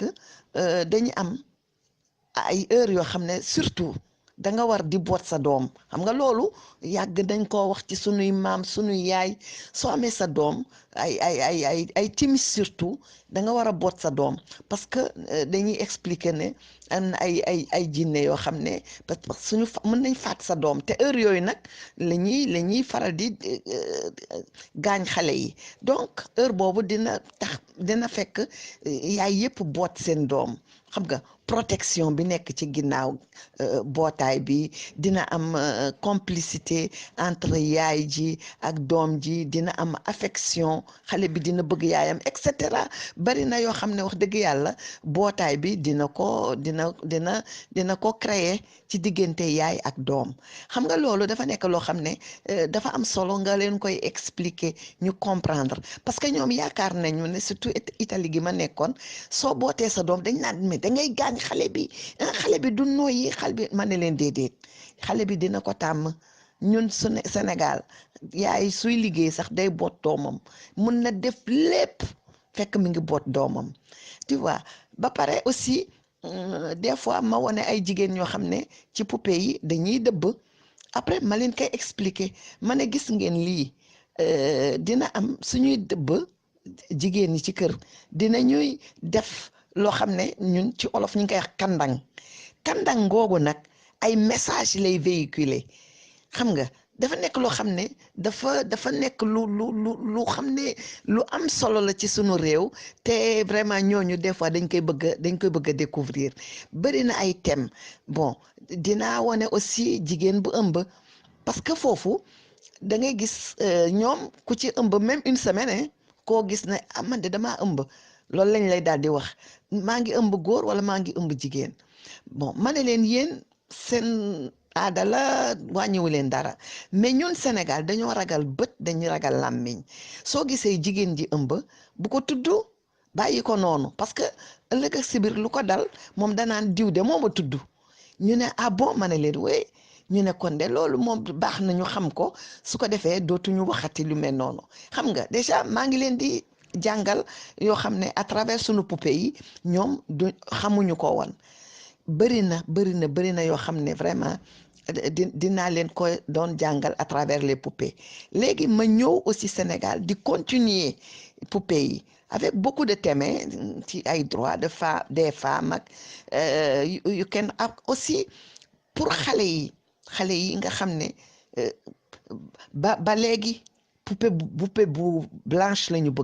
bëgguñu poupée noire. mais loolu problème identitaire bi ñëwaat na fi. xale bi il faut que mu am estime boppam, il faut que mu fonk boppam. su gisee poupée bu noir bi mu identifié wu ci poupée bi, mu xam ne moom dafa nuru poupée bi, lii mooy cosaanam. lii nag moo waral sama combat, voilà, bëgg rek parents yi aussi gën a jàppale seen doom yi, di leen offrir ay poupée noire. su ko defee xale yi dinañu teel a fonk seen bopp, parce que poupée yi dama ci am yoo xam ne dama leen di tuddee kii ndate yàlla. su ko defee dama ciy profiter expliquer histoire u ndate yàlla, histoire boo xam ne parents yi sax yu ci bëri dañ koy ignorer. xam nga loolu su fekkente ne defar nga poupée ndate yàlla, def une fiche jox ko parent bi, yaay ji par exemple, dina ko expliquer xoolal kii kat héroïne la woon, kii dafa résister ci esclavage, ci colon yi et cetera. mais xale bi aussi njàmbaar googu ndate yàlla amoon, wala ku mel ni Aline Sitoé, ñooyu yëpp day nekk loo xam ne day des ci ñoom, day am jeexantal ci ñoom. donc loolu mooy ñun li waral vraiment may gën di def accent ci poupée yooyu. du ma yem ci poupée sénégalaise, parce que man damay wax poupée africaine. tu vois, soo demee aussi di nga fa fekk héroïne ivoirienne Abla Pokou, bi nga xam ne abnégation bi mu am, maanaam sacrifice bi mu def, ndax dafa doon daw noon yi jóge Ghana di ñëw Côte d'Ivoire, noon yi topp ko mu ñëw ba ci dex gi jinne dex bi ne ko il faut que nga sacrifier sa doom ji nga am, benn doom ji nga yore, il faut que nga sacrifier sa peuple bu na jaar. mu sacrifier doom ji, ak doom ni mu neexee, mu sacrifier ko ndax peuple bi mun a jaar sauver. xam nga sacrifice boobu mu def, léegi xale bi su ko teelee am dès le bas âge, nga jàngal ko yenn valeurs yi, vraiment macha allah dina dem ba nga xam ne ëllëg dina mën a am njariñ ci moom, ci am ak réewam aussi. voilà, aussi bon, am na ci yu bëri yoo xam ne dépigmentation, xeesal bi tam dañ ko ciy wax, parce que yu bëri da nga koy def, peut-être da nga ñàkk a xam, mais soo xamee lu bëri doo ko def comme xeesal bi ak yooyu suñ la waxee danger bi ci nekk feebar yi muy joxe dina joxe hypertension dina joxe diabète ba pare sa yaram bi yëpp dina yàqu yooyu yëpp su fekkente ne yaa ngi koy expliquer xale bi dès le bas âge won ko ne ko sa peau noire bi baax na macha allah ëllëg ak sibir xëy na du soxla xeesal te là aussi ba tey autorité yi war nañ ci taxaw bu baax ci produit yi nga xam ne mooy dugg ci réew yi ñu tere ko complètement di jàppale nit ñi ci par exemple laa joxe sunu beurre de karité bi ñu koy defaral ba nga xam ne dinañ ko mën di utiliser comme crème de jour wala en tout temps dinañ ko mën di utiliser voilà donc yooyu yëpp daal nekk na ay thèmes yoo xam ne dinañ koy développer ci sunu poupée yi rien que rek vraiment pour le bien-être voilà en quelque sorte ñu nekk ba léegi nii ak soxna Fa Binta Lo ci seen émission en toute objectivité madame donc sa explication bi nga xamante ne moom nga joxe par rapport ak poupée yi mooy wane ni maanaam la confection des poupées a été très bien accueillie par la culture italienne loolu la ñu mën a wax mais ci mbirum poupée yi ba tey dafa am benn documentaire boo xamante ne expérience la dañu ko doon def ñu jël benn nit ku ñuul xale bu ndaw jox ko benn poupée tubaab jëlaat beneen poupée bu ñuul tamit jox ko daal di laaj xale bi ban mooy poupée bi gën a rafet xale bi tànn poupée tubaab bi ñu jëlaat ko jaxasewaat poupée yi ne ko ban mooy poupée bu baax bi mu tànn poupée tubaab bi ñu ne ko ban mooy poupée bi am kanam gu soxor gi mu tànn poupée bu ñuul bi ban mooy poupée bi nga xamante ne moo ci gën a ñaaw mu tànn poupée bu ñuul bi mu doon benn expérience boo xam ne bu ñu ko defee ci xale yi non seulement dafa wone maanaam méconnaissance bu sunu xale yi nga xamante ne ñun ci boobu boppam ñoom la ñuy yar ci méconnaissance bu ñu am par rapport ak mbirum poupée loolu ban explication nga ciy def du traumatisme mais quand même méconnaissance la boo xamante ne sunu réew yi jàpp nañu ne lépp lu rafet mooy tubaab jàpp nañu lépp loo xamante ne nii mooy expérience. wax nga dëgg Jawar gis naa vidéo yooyu mais gis nga nag loolu tubaab bi moo ko def de moo ko créé soo seetloo poupée tubaab bi poupée blanche bi dafay rafet mais poupée noire xanaa léegi la temps yii rek la temps yii peut-être mun naa wax ne ci 2 ans yi sax ci li ma gis man mais gis nga poupée noire dañ koy def mu ñaaw ba nga xam ne xale bi su ko gisee des fois day ragal da koy ragal loolu yëpp tubaab bi liggéeyu tubaab bi la pour bëgg rek vraiment suprématie bi ñuy wone ci nit ku weex sur nit ku ñuul dañ koy def ba ci poupée yi dañ koy def poupée bu weex bi day rafet kawar gi gudd poupée bu ñuul bi ñaaw ba nga ne lii lu mu doon mais tout ça c'est fait à dessein donc ñun parents yi ñoo war a comprendre loolu bu ñu nangoo daanu ci jeu boobu et puis ñun aussi sunu poupée yi man moo tax tout le temps poupée yi dama koy defar mais aussi damay def ay recherche parce que damay xam ne perfectionné wul tout le temps damay gën di def ay recherche pour seet nu ma koy gën a defee ba mu rafet ba nga xam ne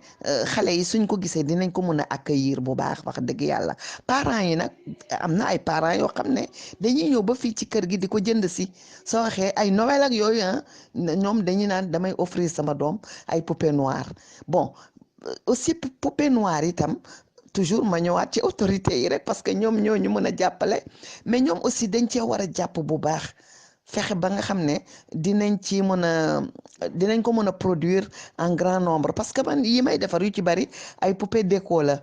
xam nga bon mais yi may defar pour xale yi du am fil de fer bi dafay am éponge kese pour voilà ñu bañ ci gaañu ak yooyu mais yooyu yëpp war na mën a nekk war nañ ko mën a produire en grande quantité mais dafay fekk aussi ñu am moyens yi suñu amul moyens yi xam nga dina jafe trop ñu produire ko donc voilà production artisanale bi la ñuy def te poupée bu nekk rek nombre de jours yi ngi ciy def suñ la ko waxee sax da nga naan déedéet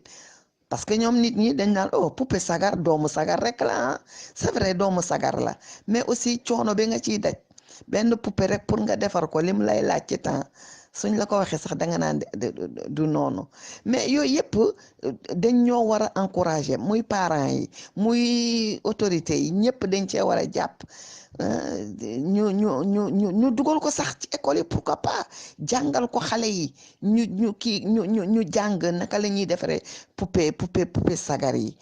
ñu dugal enseignement bi ci école yi tam parce que yooyu yëpp tam parce que fi mu ne nii tey man su ma jógoon tey ne damay dem ci benn école ne leen dama bëggoon rek ngeen may ma ne serait-ce que 1 heure de temps ma dugg ci benn classe di ko def 1 fois par semaine di expliquer rek avantage yi nga xam ne mu ngi nekk ci poupée noire yi mais dañ laan kii peut-être bopp bi feesul wala yu mel noonu donc dañ ko waroon a inclure ci programme bi. soxna si kon si je comprends bien dafa am une lutte identitaire boo xamante ne moo ci nekk comme ni ngi ñu ko expliquer man nag dama doon jàpp ne peut-être tubaab bi maanaam dafa miinul kanamu nit ku ñuul mooy maanaam ignorance boobu nga xam ne peut-être am nañ ko par rapport ak nit ku ñuul moo waral des fois maanaam poupée nit ku ñuul yi da doon ñaaw loolu moom ñun ñëpp ñoo ko constaté. soit dañ koy def lex yi gën a ngand wala tuñ yi génn wala jëbi génn donc je comprends maintenant donc yow mi nga xamante ne spécialiste nga ci mbir mi te constaté nga ne ñoom ñoo koy def donc pour wane maanaam seen domination boobu nga xam ne moom la ñu am par rapport ak poupée yi ñuy defar ak sunu xale yi mais soxna si question bi ma la bëgg a laaj mooy su fekkee ne yow ce poupée yi ngay defar les poupées noires ont été bien accueillies en Italie est-ce que c'était le cas au Sénégal est-ce que aussi boo dee defar poupée yi di nga sóoraale aussi aspect financier bi ndax ñàkk gi nga xamante ne moo nekk Sénégal nit ñi mën a jënd poupée yi est-ce que poupée yi maanaam du cher trop pour ñoom ndax li nga ko mën a jaayee Europe doo ko mën a jaayee Sénégal mais aussi ban liggéey la ci autorités yi def parce que on parle d'une lutte identitaire pour mën a fexe sunu doom yi ñu mën a dem ba ñoom ñu ne poupée nit ku ñuul bi de moom moo leen gënal ñuy jënd poupée tubaab est-ce que am na maanaam benn approche boo xamante ne autorités yi def nañ ko ci pour jàppale la ci confection bi nga xamante ne da nga koy def muy ay poupées noires des poupées africaines mu mën a doon loo xamante ne day nekk premier choix pour sunu xale yi sunu doom yu góor yi wala sunu doom yu jigéen yi ak yan difficulté nga ciy am mooy maanaam xëy na difficulté bu fekkee am na yaakaar boo xam ne aussi am nga ko ci ne ñoom dinañ ci mos a jàpp pour que même sur le plan éducationnel. waaw vraiment question bi aussi macha allah neex na ma gis nga xam nga poupée yi du mën a yomb xam nga travail artisanal rek yow xam nga ci dara. xam nga ñoom bitim réew dañ ko fonk parce que dañuy seet temps bi nga ciy def bon temps bi dafa bëri ba nga xam ne dëgg soo paree soo ko estimer des fois doo ko bëgg a jaay sax loolu mooy sama cas man lu ci bëri dama koy def ay poupée de collection damay préférer nit ñi ñëw di visiter di xool au lieu que sax ma koy jaay parce que day dem ba nga xam ne dama ci attaché wu excuse-moi dama ci attaché wu ba nga xam ne poupée yi yàlla ma tim xam na ne duma ko bëgg a jaay sax parce que xam naa ne li ma ciy def ci temps kenn mënu ma koo fay bon dinaa ko jaay nii rek parce que voilà bëgg naa ci jàpp aussi am na ñu bari ñuy ñëw di ko jënd si voilà suñ trouvé que dafa cher man damay séddee prix buñ ma fay rek dama naan waaw mais xale yi jar nañ ko daal mais autorité yi man souvent damay sànni xeer sunu président Macky Sall xam naa ne peut-être sax du ko lire mais bon danaa ci profiter fii pour wax ko pour bëgg naa tam mu dégg ko parce que dama gis ne président Senghor dafa attaché wu woon ci aar bu baax a baax moom sax moom Macky président Macky mi ngi def effort mais su ma xoolee ci président Senghor quand même am na différence bu baax parce que j'ai connu une dame boo xam ne daf daan yóbbaale poupée yi dafa daan dem ba nga xam ne il paraît que dafa amoon atelier këram heure buy voyager rek day ànd ak président su ko defee mu yóbbaale xam nga wane sunu aar bi bitim réew. Man souvent dama kay faral di wax ne président waroon na seen su may xool palais présidentiel dama naan waroon nañu am ay poupée quand même yu mag yu nekk ci biir palais bi parce que man damay defar ay poupée yoo xam ne plus d'1 mètre la dafay njool tu vois nekk ay poupée tagalo et tout ça donc yu mel noonu tegoon ko fu mel ni palais présidentiel mais c'est joli sunu cosaan la su ko defee gan yi suñu ñëwee dinañ ko xool et puis dinañ xam ne quand même sunu réew vraiment nit ñaa ngi góorgóorlu bon yemul ci poupée yi rek parce que artisanat bi bëri na varié na mais problème bi toujours mooy moyens yi nga xam ne moom la ñu war a mettre à notre disposition am na benn temps waxoon naa ko sax ci benn forum ci commentaire yi ma ne fu mel ni ambassades yi dañoo waroon a am benn vitrine boo xam ne artisan yëpp ku ci nekk di nga indi sa benn objet nga bàyyi ko foofu tu vois ñoom aussi ñu nekk benn genre relais artisan yi nga xam ne gan yi ñëw seen ambassade yow di gis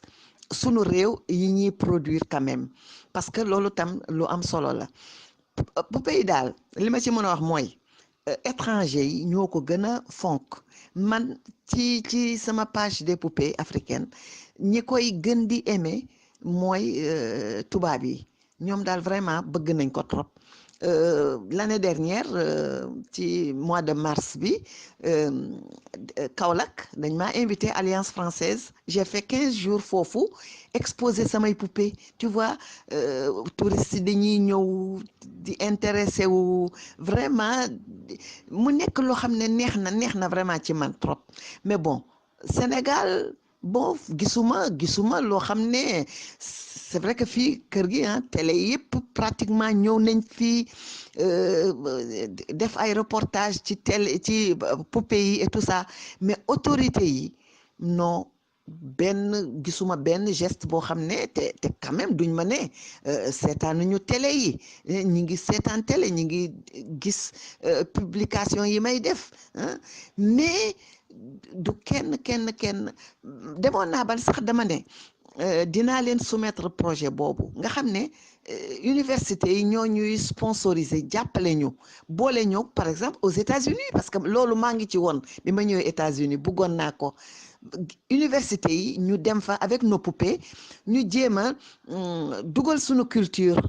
à travers les poupées ñu dugal ko ci université yi mais ñu xam dina favoriser tourisme bi sax ak yeneen dina am retombée parce que aussi nit ki bala nga koo xam immigré yi ne foofu bala ñu leen a xam il faut que mu jaar aussi par leur culture sinon dina xaw a jafe pour tu vois kii bi brassage bi nga xam ne ñi ngi ko bëgg mu am ci diggante immigré yi ak population locale bi donc yooyu yëpp voilà man dama ci profiter à travers sa rajo bi Njawar nga xam ne macha allah fu ne lañ koy déglu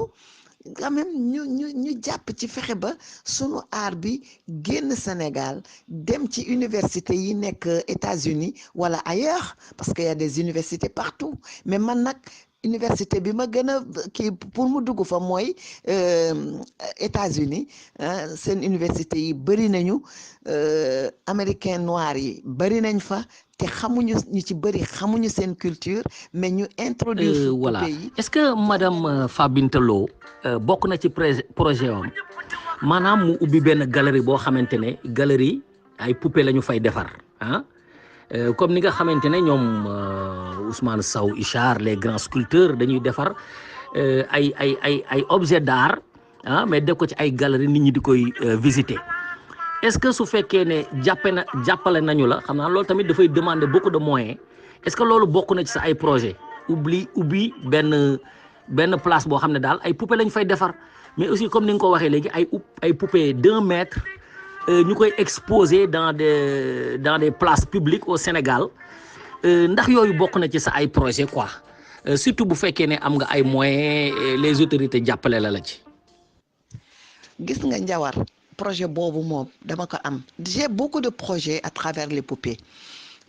galerie moom vraiment su ma ko amoon moom dina ma neex trop parce que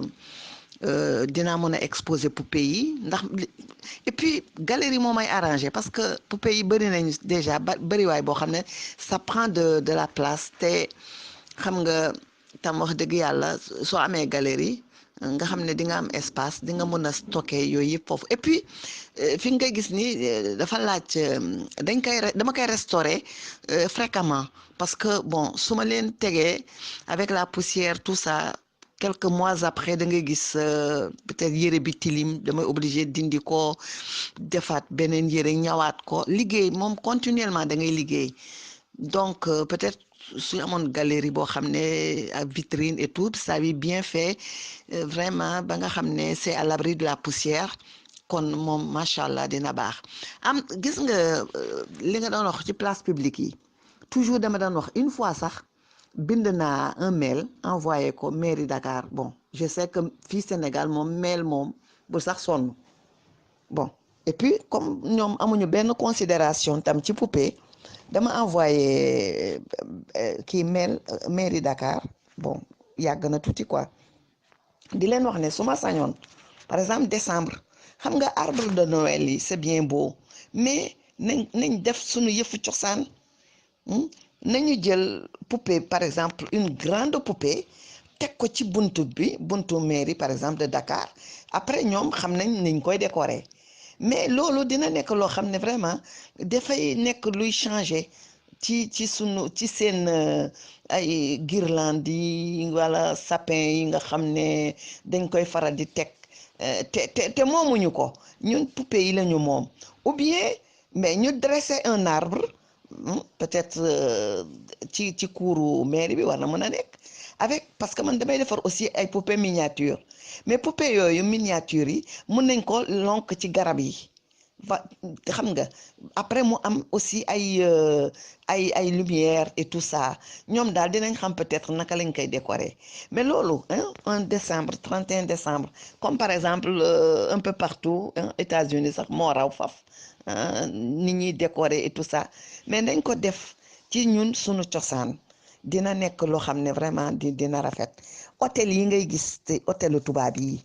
implanté wu fii ñaata hôtel moo am ci dëkk bi bu ci nekk bind naa leen envoyé leen photo yi ne leen par exemple poupée yi war na mën a nekk à l'accueil yore menu bi mais su fekkente ne ñoom soo yu ci bëri dañuy wax africanité mais dañ ko jëfee mais dañ koy wax noonu ci seen làmmiñ mais dara nekku ci parce que su fekkente ne quand même hôtel bi wala restaurant bi yaa ngi jël benn poupée bu mag teg ko ci buntu bi mu yore menu mais y a rien de plus original yooyu yëpp def naa ko mais c'est pas facile donc léegi voilà je suis dans mon coin avec mes poupées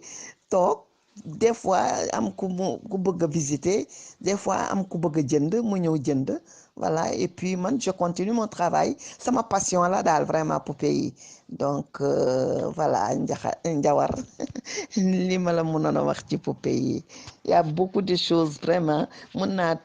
toute une journée di wax ci poupée yi te du jeex mais bon tënk naa ko voilà mi ngi noonu daal ci rajo bi. ñi ko war a déglu donc yaakaar naa ne sunu autorités yi ñuy déglu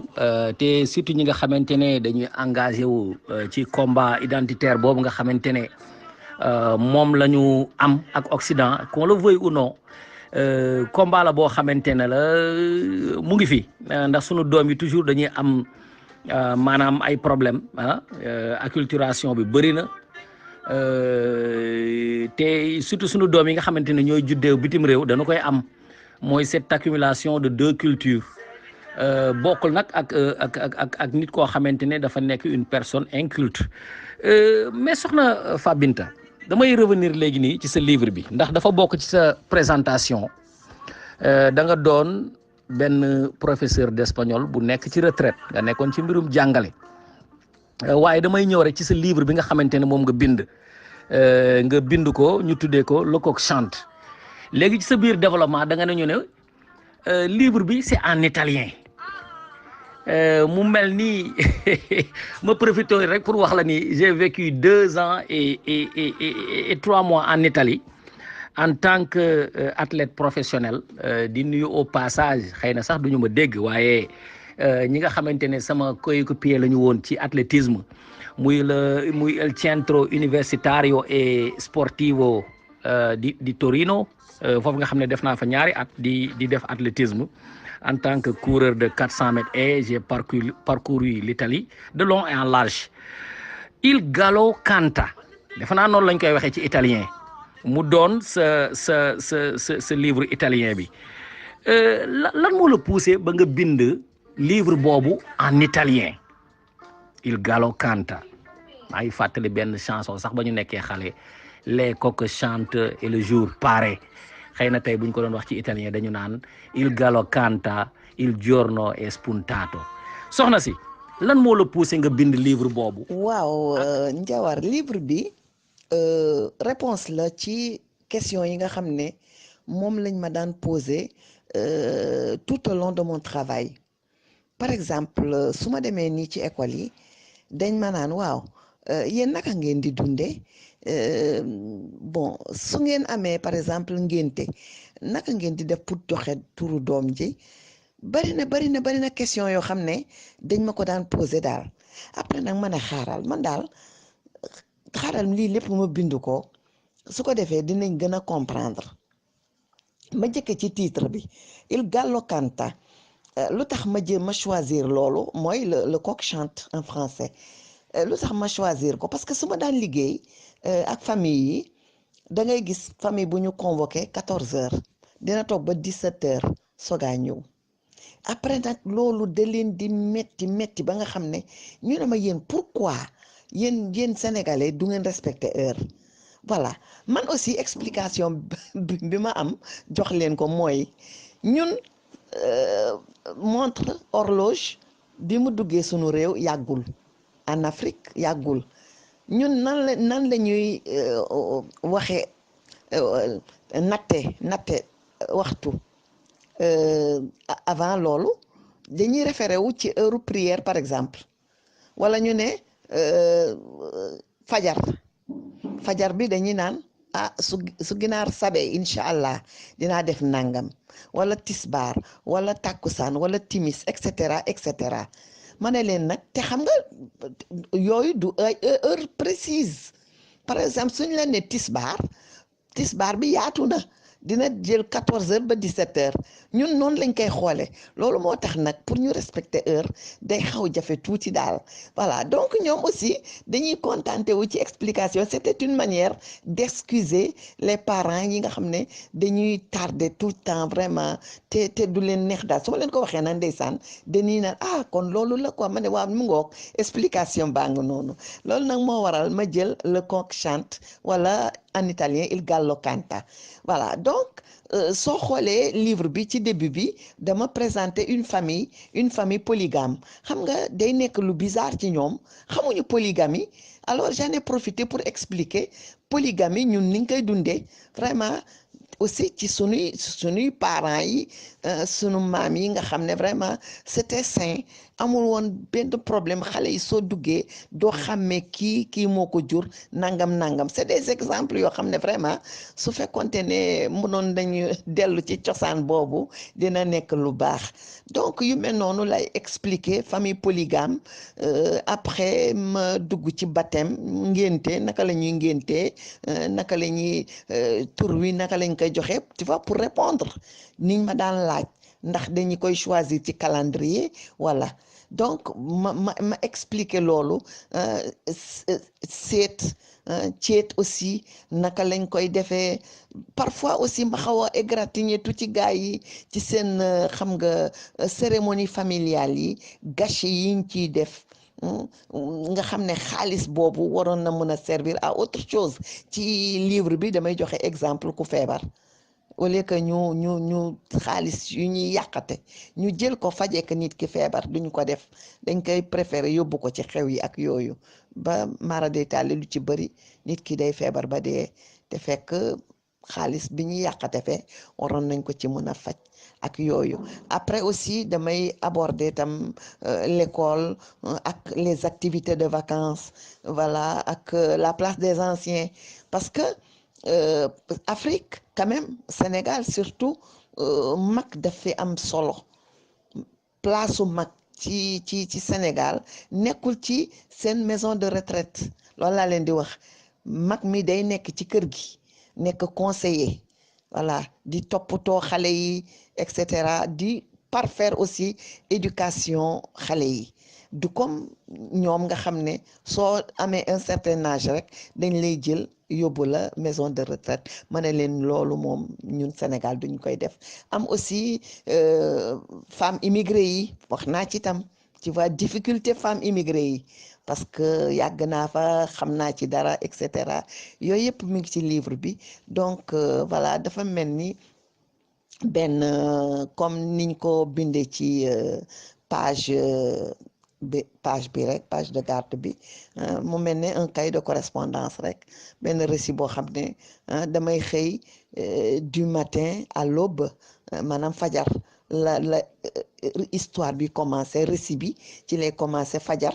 ba timis ba heure bi nga xam ne ci la ñëpp di tëddi donc en une journée quand même présenté naa le Sénégal voilà nekk na loo xam ne bon xóotul trop mais quand même sommairement expliquer naa leen pour ñoom ñu war a comprendre que sunu dëkk nii lay doxee et puis mu nekk lu rafet te lu ñu apprécier tam parce que xamuñu sunu réew. voilà soxna si réponse bi leer na mais dama bëggoon xam livre bi ban année lañ ko publier mais aussi bu fekkee ne mën nga ñu revenir aussi ci biir livre bi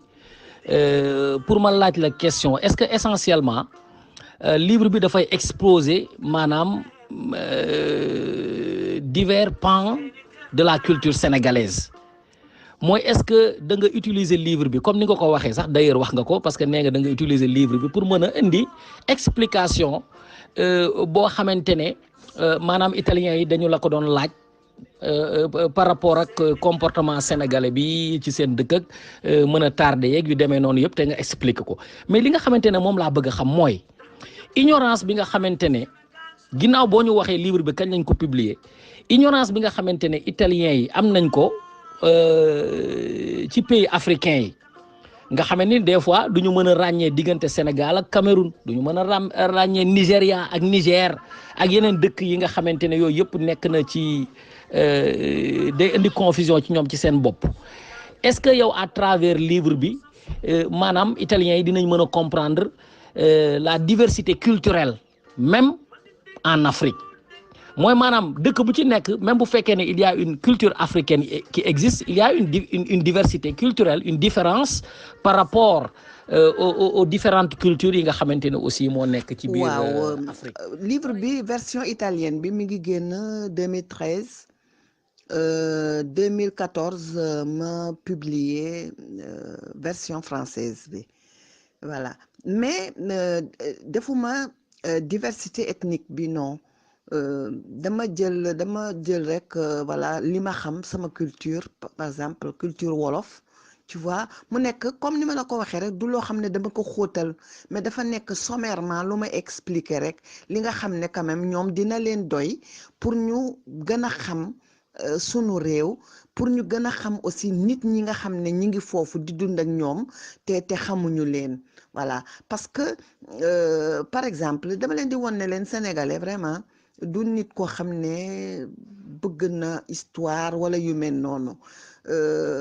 exemple bi mooy ay xale yoo xam ne dañuy dem ci teen ba di raxas seeni ndab et tout dañ ko tàmm suñu demee foofu la ñuy nekk di fo bon un jour mu am histoire bu éclaté entre géwél bi ak géer gi géwél bi dóor géer gi ba mu sonn mais après yaayu géwél bi nu mu def wut ay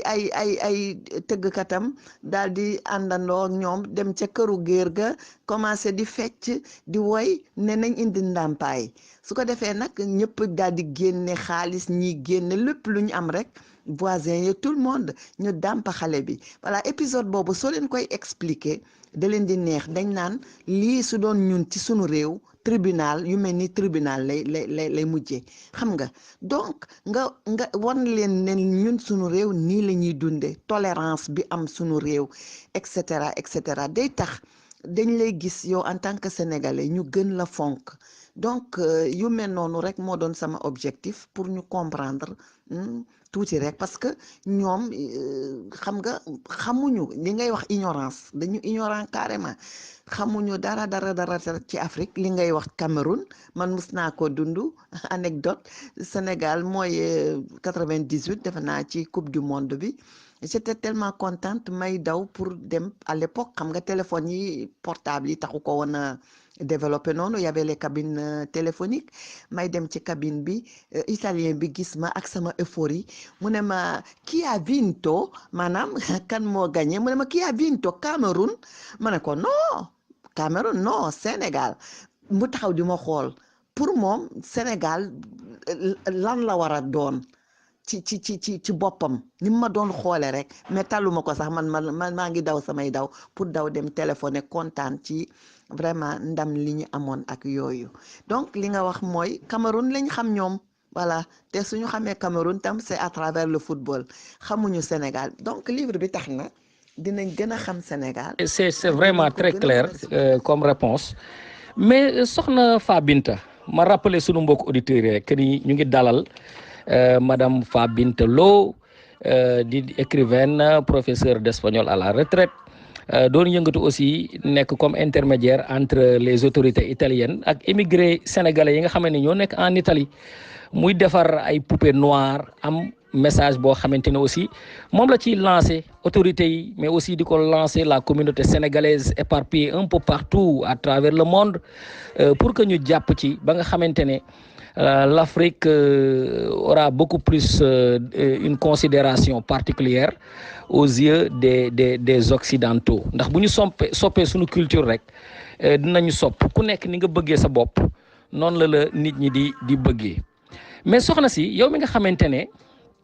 en Italie maanaam def nga fa plus de 13 ans ndax yaa ngi am rôle yu am solo yoo xamante ne da nga ko fay def sénégalais yi nga xamante ne tamit ñoo dëkk Italie bari nañu de mais est-ce que maanaam sénégalais yi ni ñu bëree Italie est-ce que loolu am na maanaam un véritable changement boo xam ne def na ko ci méconnaissance bi italien bi am par rapport à l'Afrique est-ce que le nombre important de sénégalais en Italie tey maanaam wane na une meilleure connaissance du Sénégal surtout parce que nous sommes sénégalais est-ce que yaakaar nga ne dans le futur aussi ce nombre-là répondre ci question yi sànq maa ngi naan coupe du monde 98 du woon 98 2002 la voilà donc par rapport ak question boobu sénégalais si am nañu apport bu baax sax bu am solo ci italien yi parce que xam nga ñu ci bëri nag dañ ci am ay soxna ak yooyu te ku ci xas ba am soxna yow da ngay bëgg soxna si day bëgg ñëw Sénégal bëgg a xam suñu culture même bu ñëwul sax daf koy jéem a comprendre foofu man ñu bëri ay italiennes yu bëri yoo xam ne dañuy sëy ak ay sénégalais dañuy bëgg comprendre lu bëri dañ may di ma laaj ak yu mel noonu daal si moom tax na quand même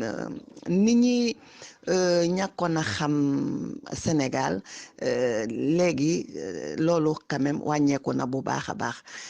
est-ce que nag di nombre bi na yokk wala dina wàññeeku doy na waar loolu day est-ce que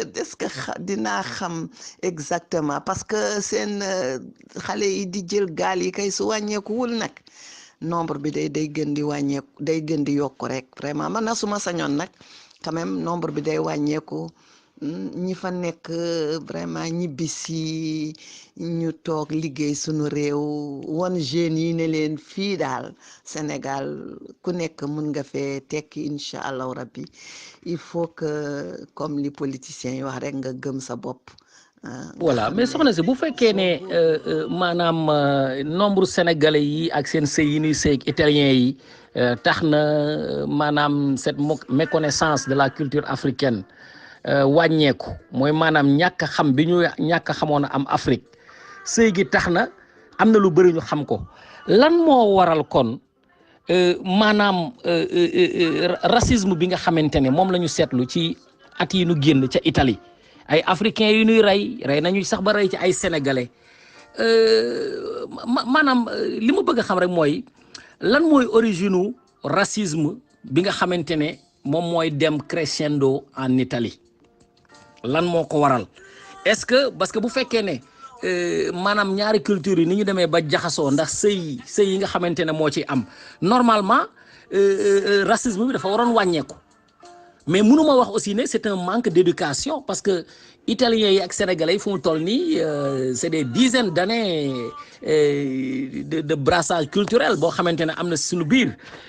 donc yow origine profonde de ce racisme là italien envers les Africains lan moo ko waral soxna si. waaw man de ci sama xel mu gàtt dama yaakaar ne xamuñu woon nag xamuñu nit ku ñuul parce que France nit ñu ñuul yàgg nañ fa dem mais société italien bon immigré yi bañ fa commencé dem yàggul noonu da ngay dégg sax ñoom ci moodu yenn saa yi ñuy wax ñi nga xam ne yàgg nañ fa que des fois xam nga mooy ñi nga xam ne dañuy jaay te ñoom ñu leen di tuddee vous compra nee nañ suñ masaana dem ci géej gi da ngay gis ku jóge fee de ñëw jàpp seen yaram yi di ko fomp di xool ba xam ndax peinture lañ ci def am déet parce que dañuy ñuul donc c'est pour te dire que rek ñoom xam naa yàgguñu ak ay immigré xamuñu trop nit ku ñuul loolu moom xam naa ne moom am na ci kii explication aussi tam bon xam nga rek racisme yàgg na ci diggante nit ku ñuul ak nit ku weex yàgg na trop donc affaire bu yàgg la et puis peut-être suñu gën dee dem dina wàññee ko pour te dire que gis nga soxna italienne yooyu di sëy ak sénégalais yi daanaka ñoom ñooy défendre immigré yi ñoom ñoo formé bloc boo xam ne di dal seen moromu italien yi parce que mënuñu comprendre vraiment pour ñoom doomu aadama rek la pourquoi ñuy boddenteeg yu kenn xamul ñoom ñooy sunuy défenseur foofu wax dëgg yàlla muy soxna italien yi astafurlah sénégalais yi nga xam ne ñoom ay italien lañu am na tam ñeneen am na bëri na fi mu ne nii moom ñu bëri dañuy défendre immigré yi parce que politique boddi Conte bi nekk Italie dafa gën a yokk fi mu nekk nii ndax xam nga parti bi yéeg fi mu ne nii ñoom ay raciste lañu donc voilà lii seen politique mooy bugguñu nit ku ñuul. Madame Fabinta, je m'en vais quand même vous poser quelques questions en français. C'est-à-dire que vous venez de passer 2 mois aux États-Unis. Dans quel cadre avez-vous entrepris ce voyage? Voilà, merci Monsieur Diop. J'étais aux États-Unis pour une visite familiale parce que j'ai des parents j'ai ma fille aussi qui y vit à Staten Island. Ensuite, c'était aussi pour explorer le terrain parce que nous sommes en train de travailler sur un film documentaire et sur les violences faites aux femmes migrantes. Donc, dans ce cadre aussi, je devais explorer un peu le terrain pour voir les possibilités de tournage, etc., etc. Donc, voilà, il y a plusieurs raisons quand même, voilà. Et puis, je voulais découvrir aussi les États-Unis. Donc,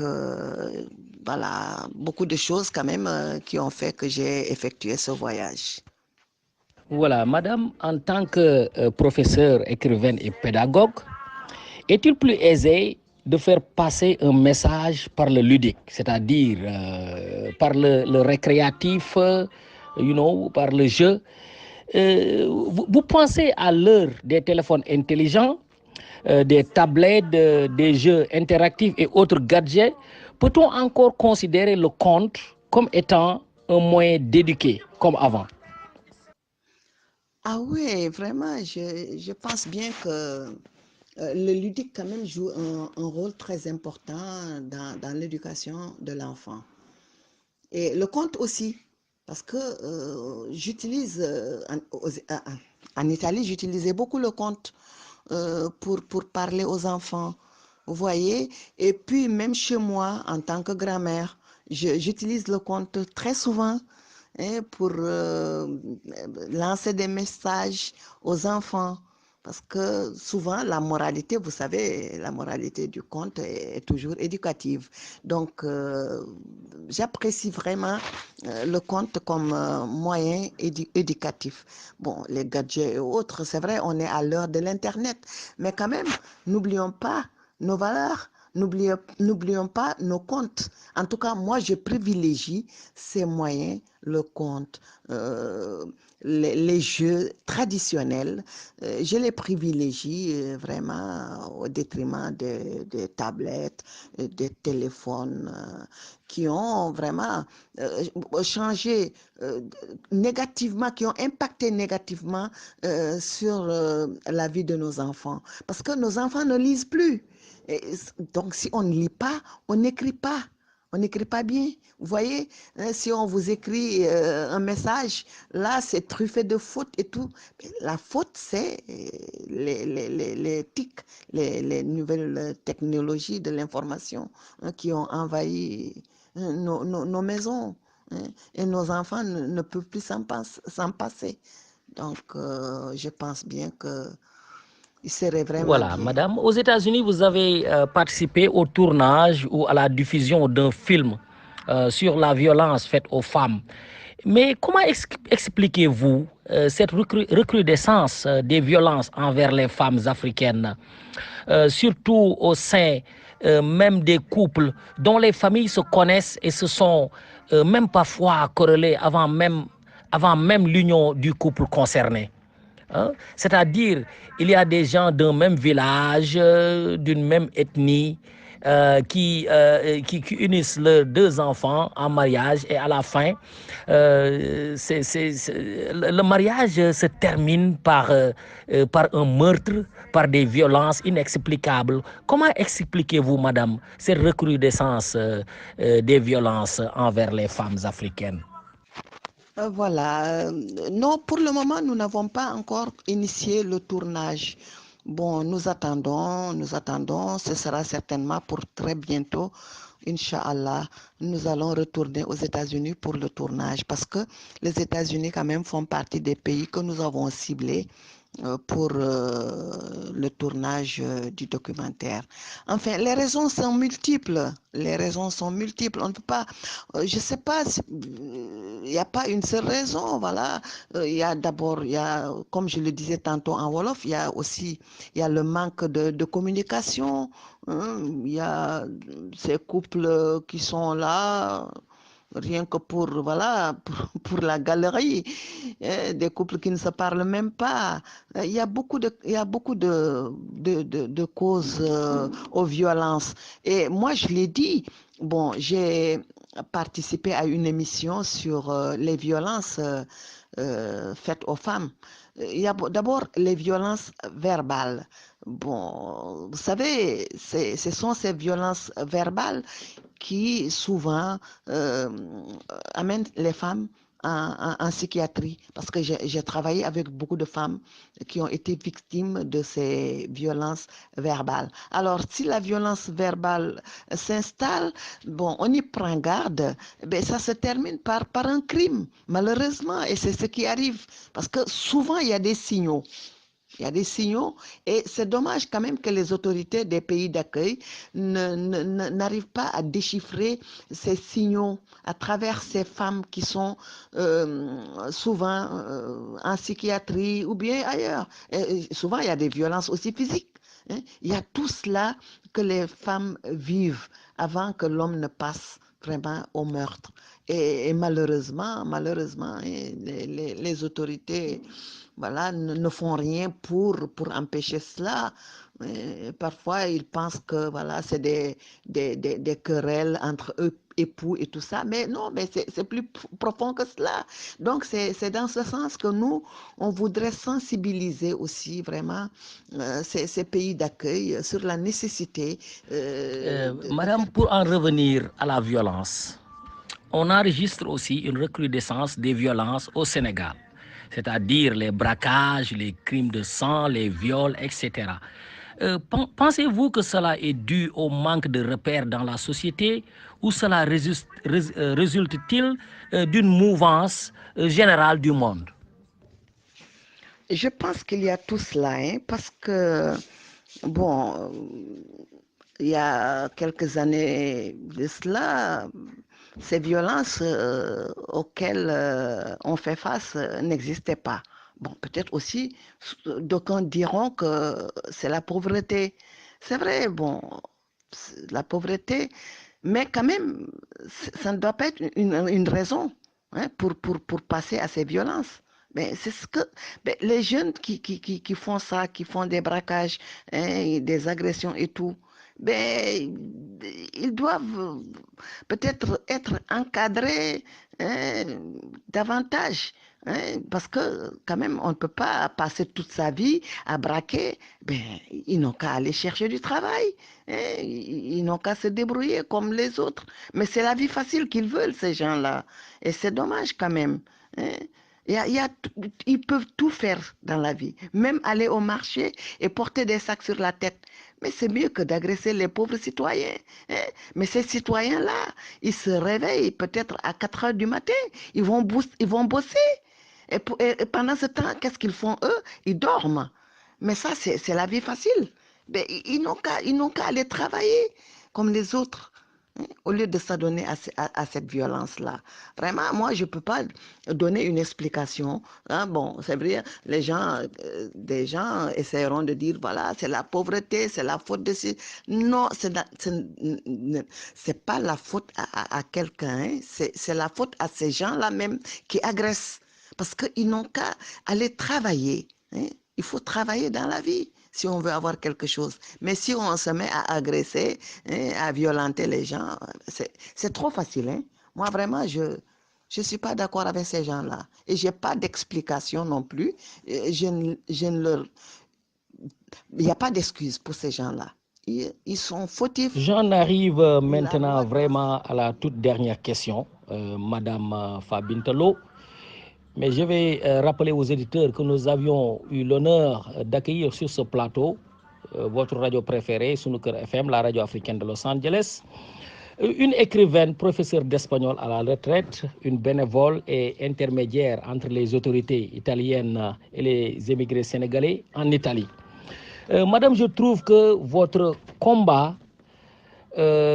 pour la culture sénégalaise, en particulier, et je dirais même pour la culture africaine en général, est noble.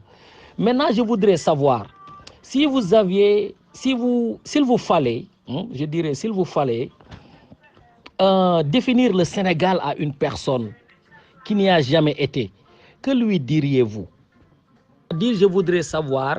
comment vous définissez le Sénégal. Comment définissez-vous le Sénégal à une personne qui n'a jamais visité le Sénégal, à une personne qui ne connaît pas le Sénégal? Que lui diriez-vous, madame?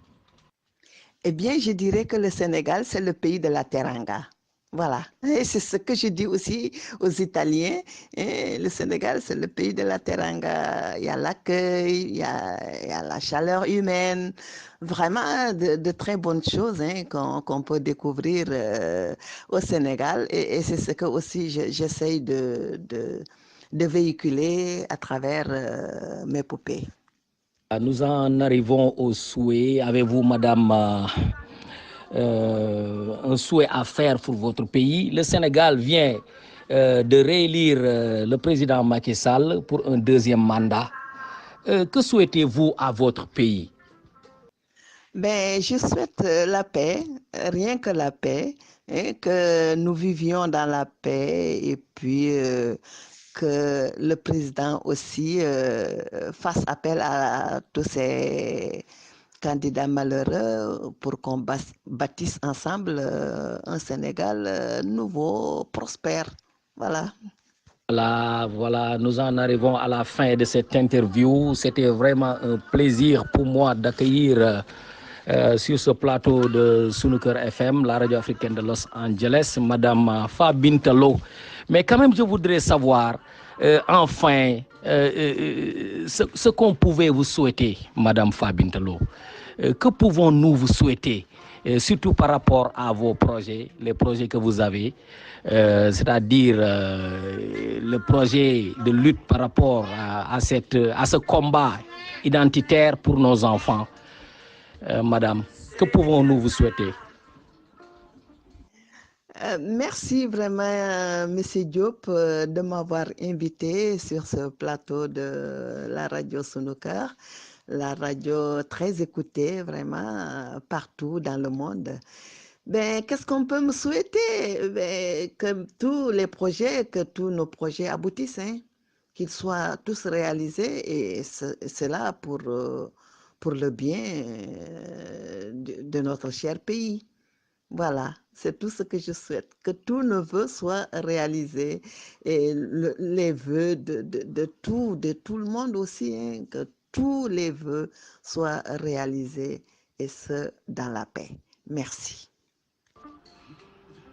Voilà, sunu mbokk auditeurs yi ni doon déglu loolu moo doon waxtaan wi nga xamante ne tey moom la ñu amoon ak soxna Fabinta Lo di bindkat nekk professeur espagnol boo xamante ne léegi dafa retraité di yëngatu ci activité yu bëri bokk na ci doon interprète diggante ñi nga xamante ne ñooy sénégalais yi dëkk ca Italie ak autorités italiennes yi moo jëm ci mbirum këyit yi ñuy wut ak moo jëm ci mbirum ñi nga xamante ne jàpp nañu leen tëj leen ci kaso yi wala ñu nekk ci hôpitaux yi muy jouer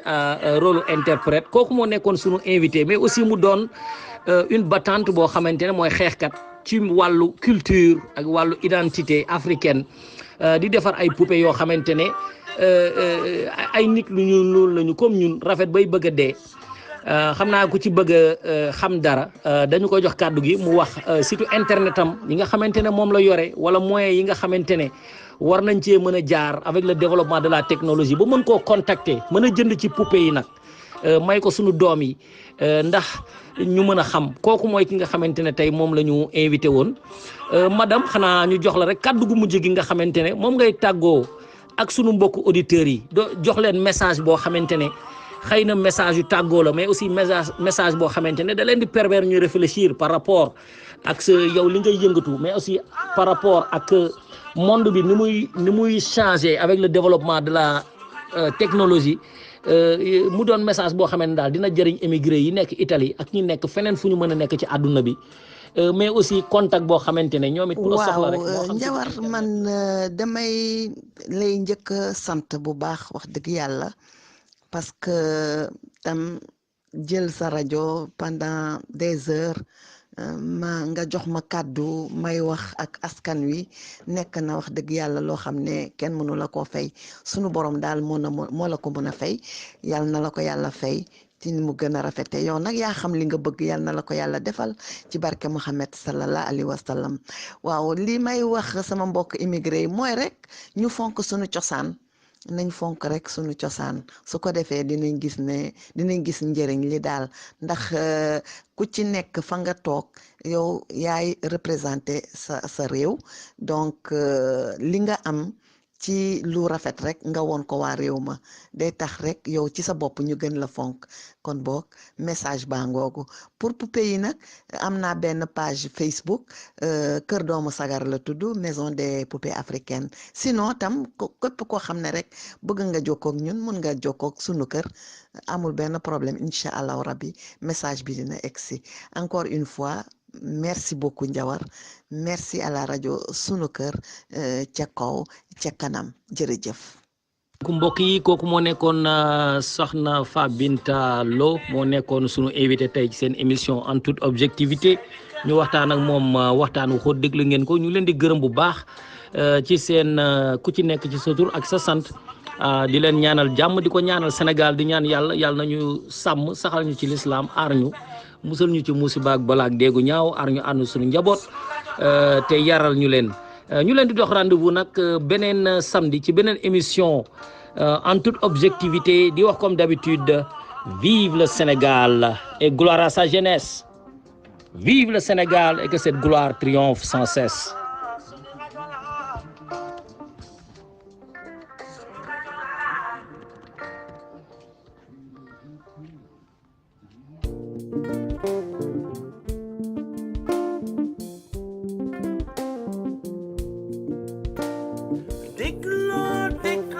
déglooti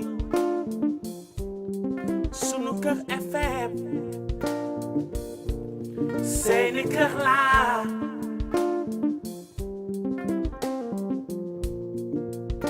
man ni déglooti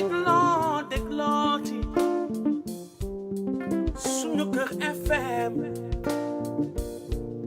seeni kër laa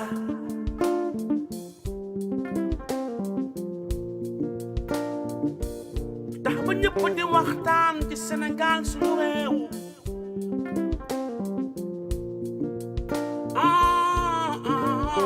lu jëmale suñu réew kanam loolu mooy lu wóor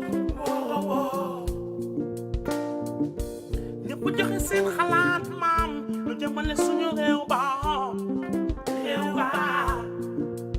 suñu gaal gi moom du mës a suux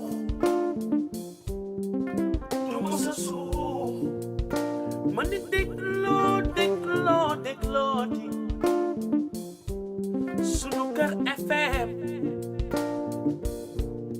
seeni kër laa